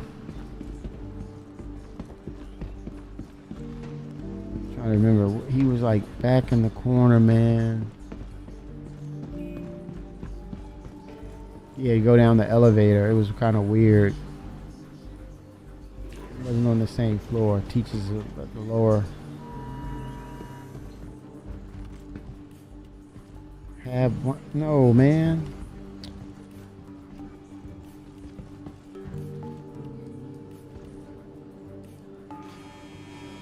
Lobby.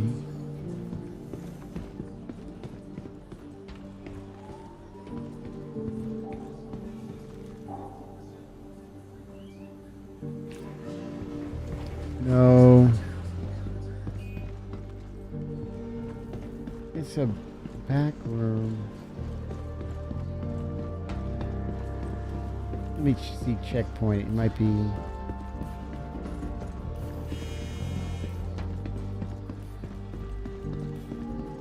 No, Teaches was in the sub-level 01. It's kind of weird. You got to take another elevator to get to Teaches.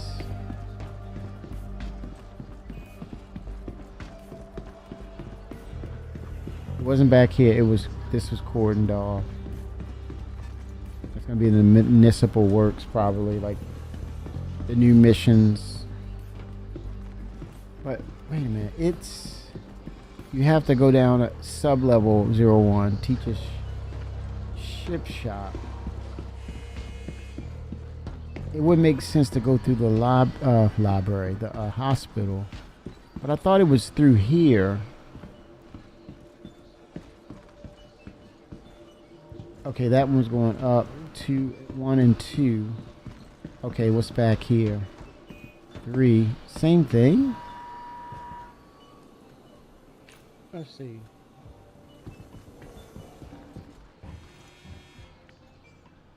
No Hab 1, Hab 2. Hab floor. No. It was like a back door or elevator.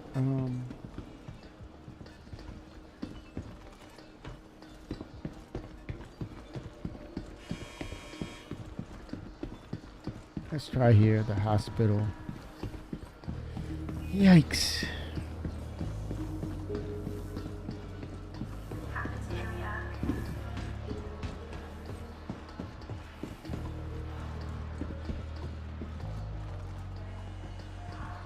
Elevators. Okay, this is for the hospital.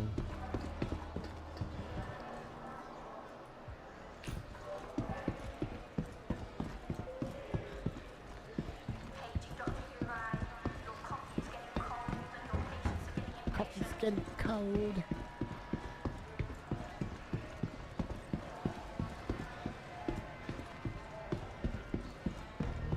Where? Oh, okay. Let me go to exit. This is weird. I thought I remembered where. Let me check the floor again. It's weird. It's like you have to go down an elevator. Get to Teachers. Home and Hearth. Mercy Hospital. Home and Hearth. Okay, that's 01. Teacher Shift Shop.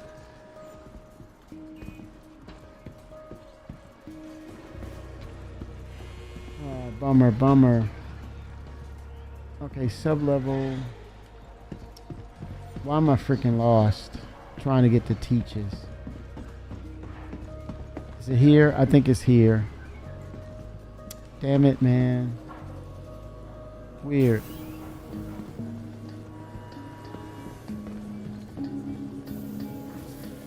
Strange. It's freaking strange. JMat07. Why are they all ducking? What do you do to them, man? Yeah, about that. They don't want me to call them up for a mission to get on the ship. They don't want me as a crew member. Got killed, man. Hell no, I'm not getting on the ship with you. Are you serious? Are you serious right now, bro? No, I'm not getting on the ship with you. Not happening. I got back spasms. Not getting on the shit with you, bro.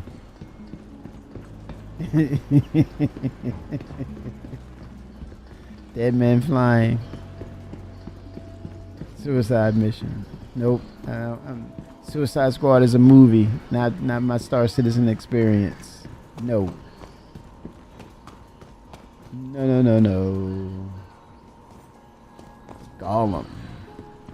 Gollumox. They did well with the Drake series, man. It gives you that utilitarian vibe right here, man. Like it's stone cold industrial. It's what you do, man. It's what you do. That's Drake for you.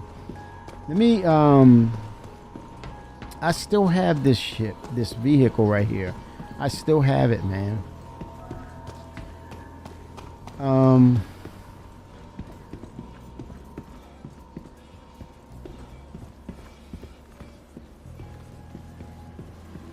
I need that material. Make a transaction item shop. Okay, let's see if we have the... Okay, here we go. Fuses, man.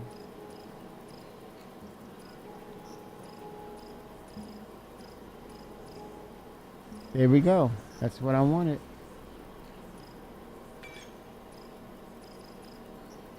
Set it to my backpack. How many can I get? I'm about to find out. Say 21. That's a good amount. Okay. All right, let me confirm your preferred destination here. Okay, I'll have it sent to your hangar. Thank you, sir. Clean up a little bit, man. I mean, clean up a little bit. All right. They're chill now. I told them I called them out, and now they're like, yeah, that's the truth. Look, I'm relaxed now. I'm not gonna fly on the ship with you. Look, they're chill now. There you go. I think that was it. That's why they were ducking. You asked J Matt. Now the truth's out there. Like, I'm good now. They're good. Oh, damn it. Truth to set them free. Ouch.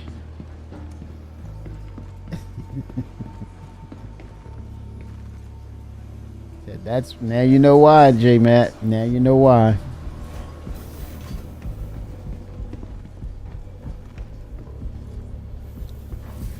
Damn.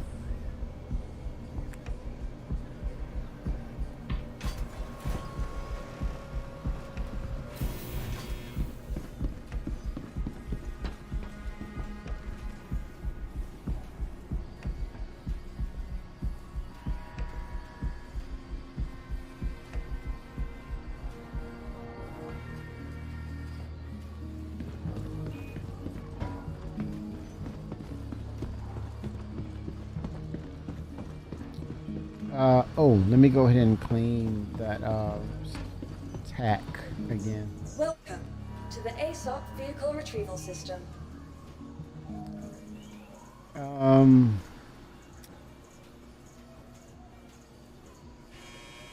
Destroyed.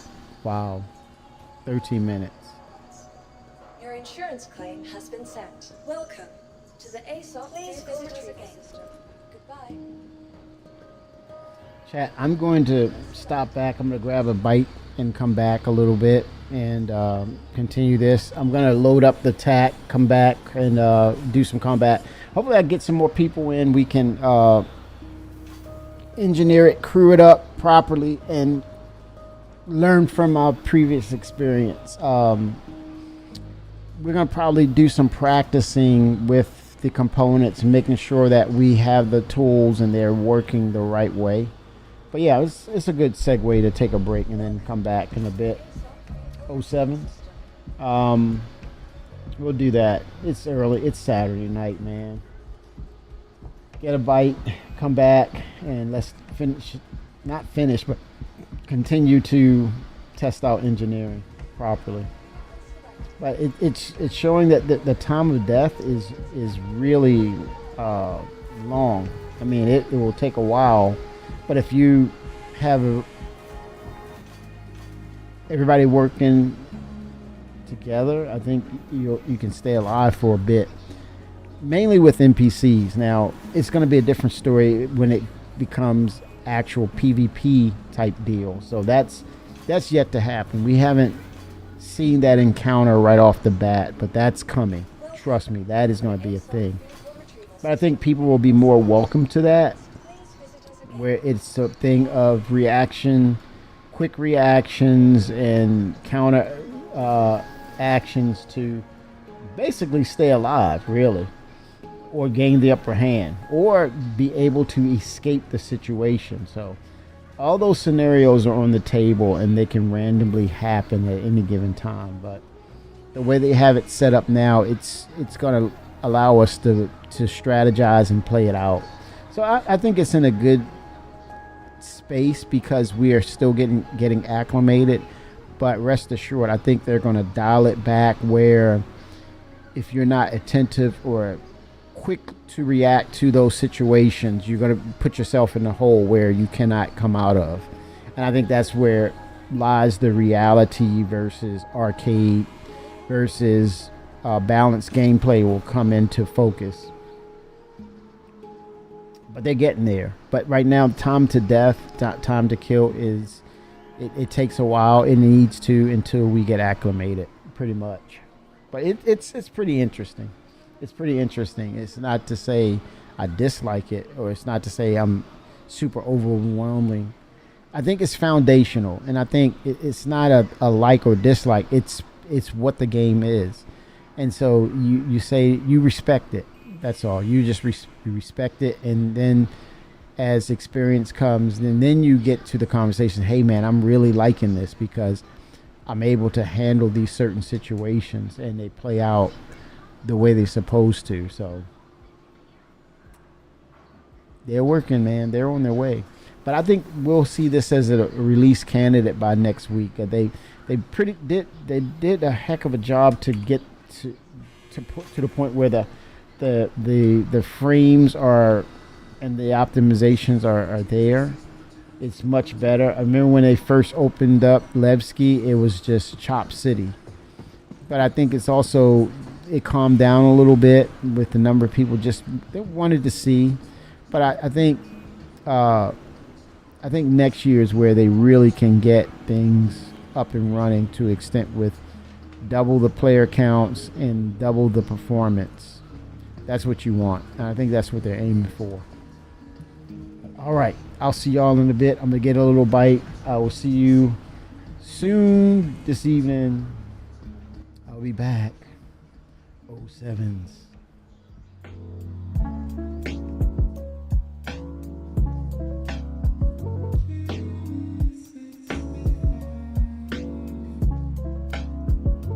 See you in a bit, y'all.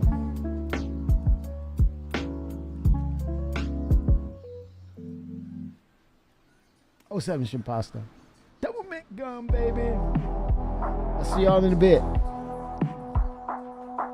Get on the ship, Shimpasta. We need some engineers. I promise you won't die. I promise.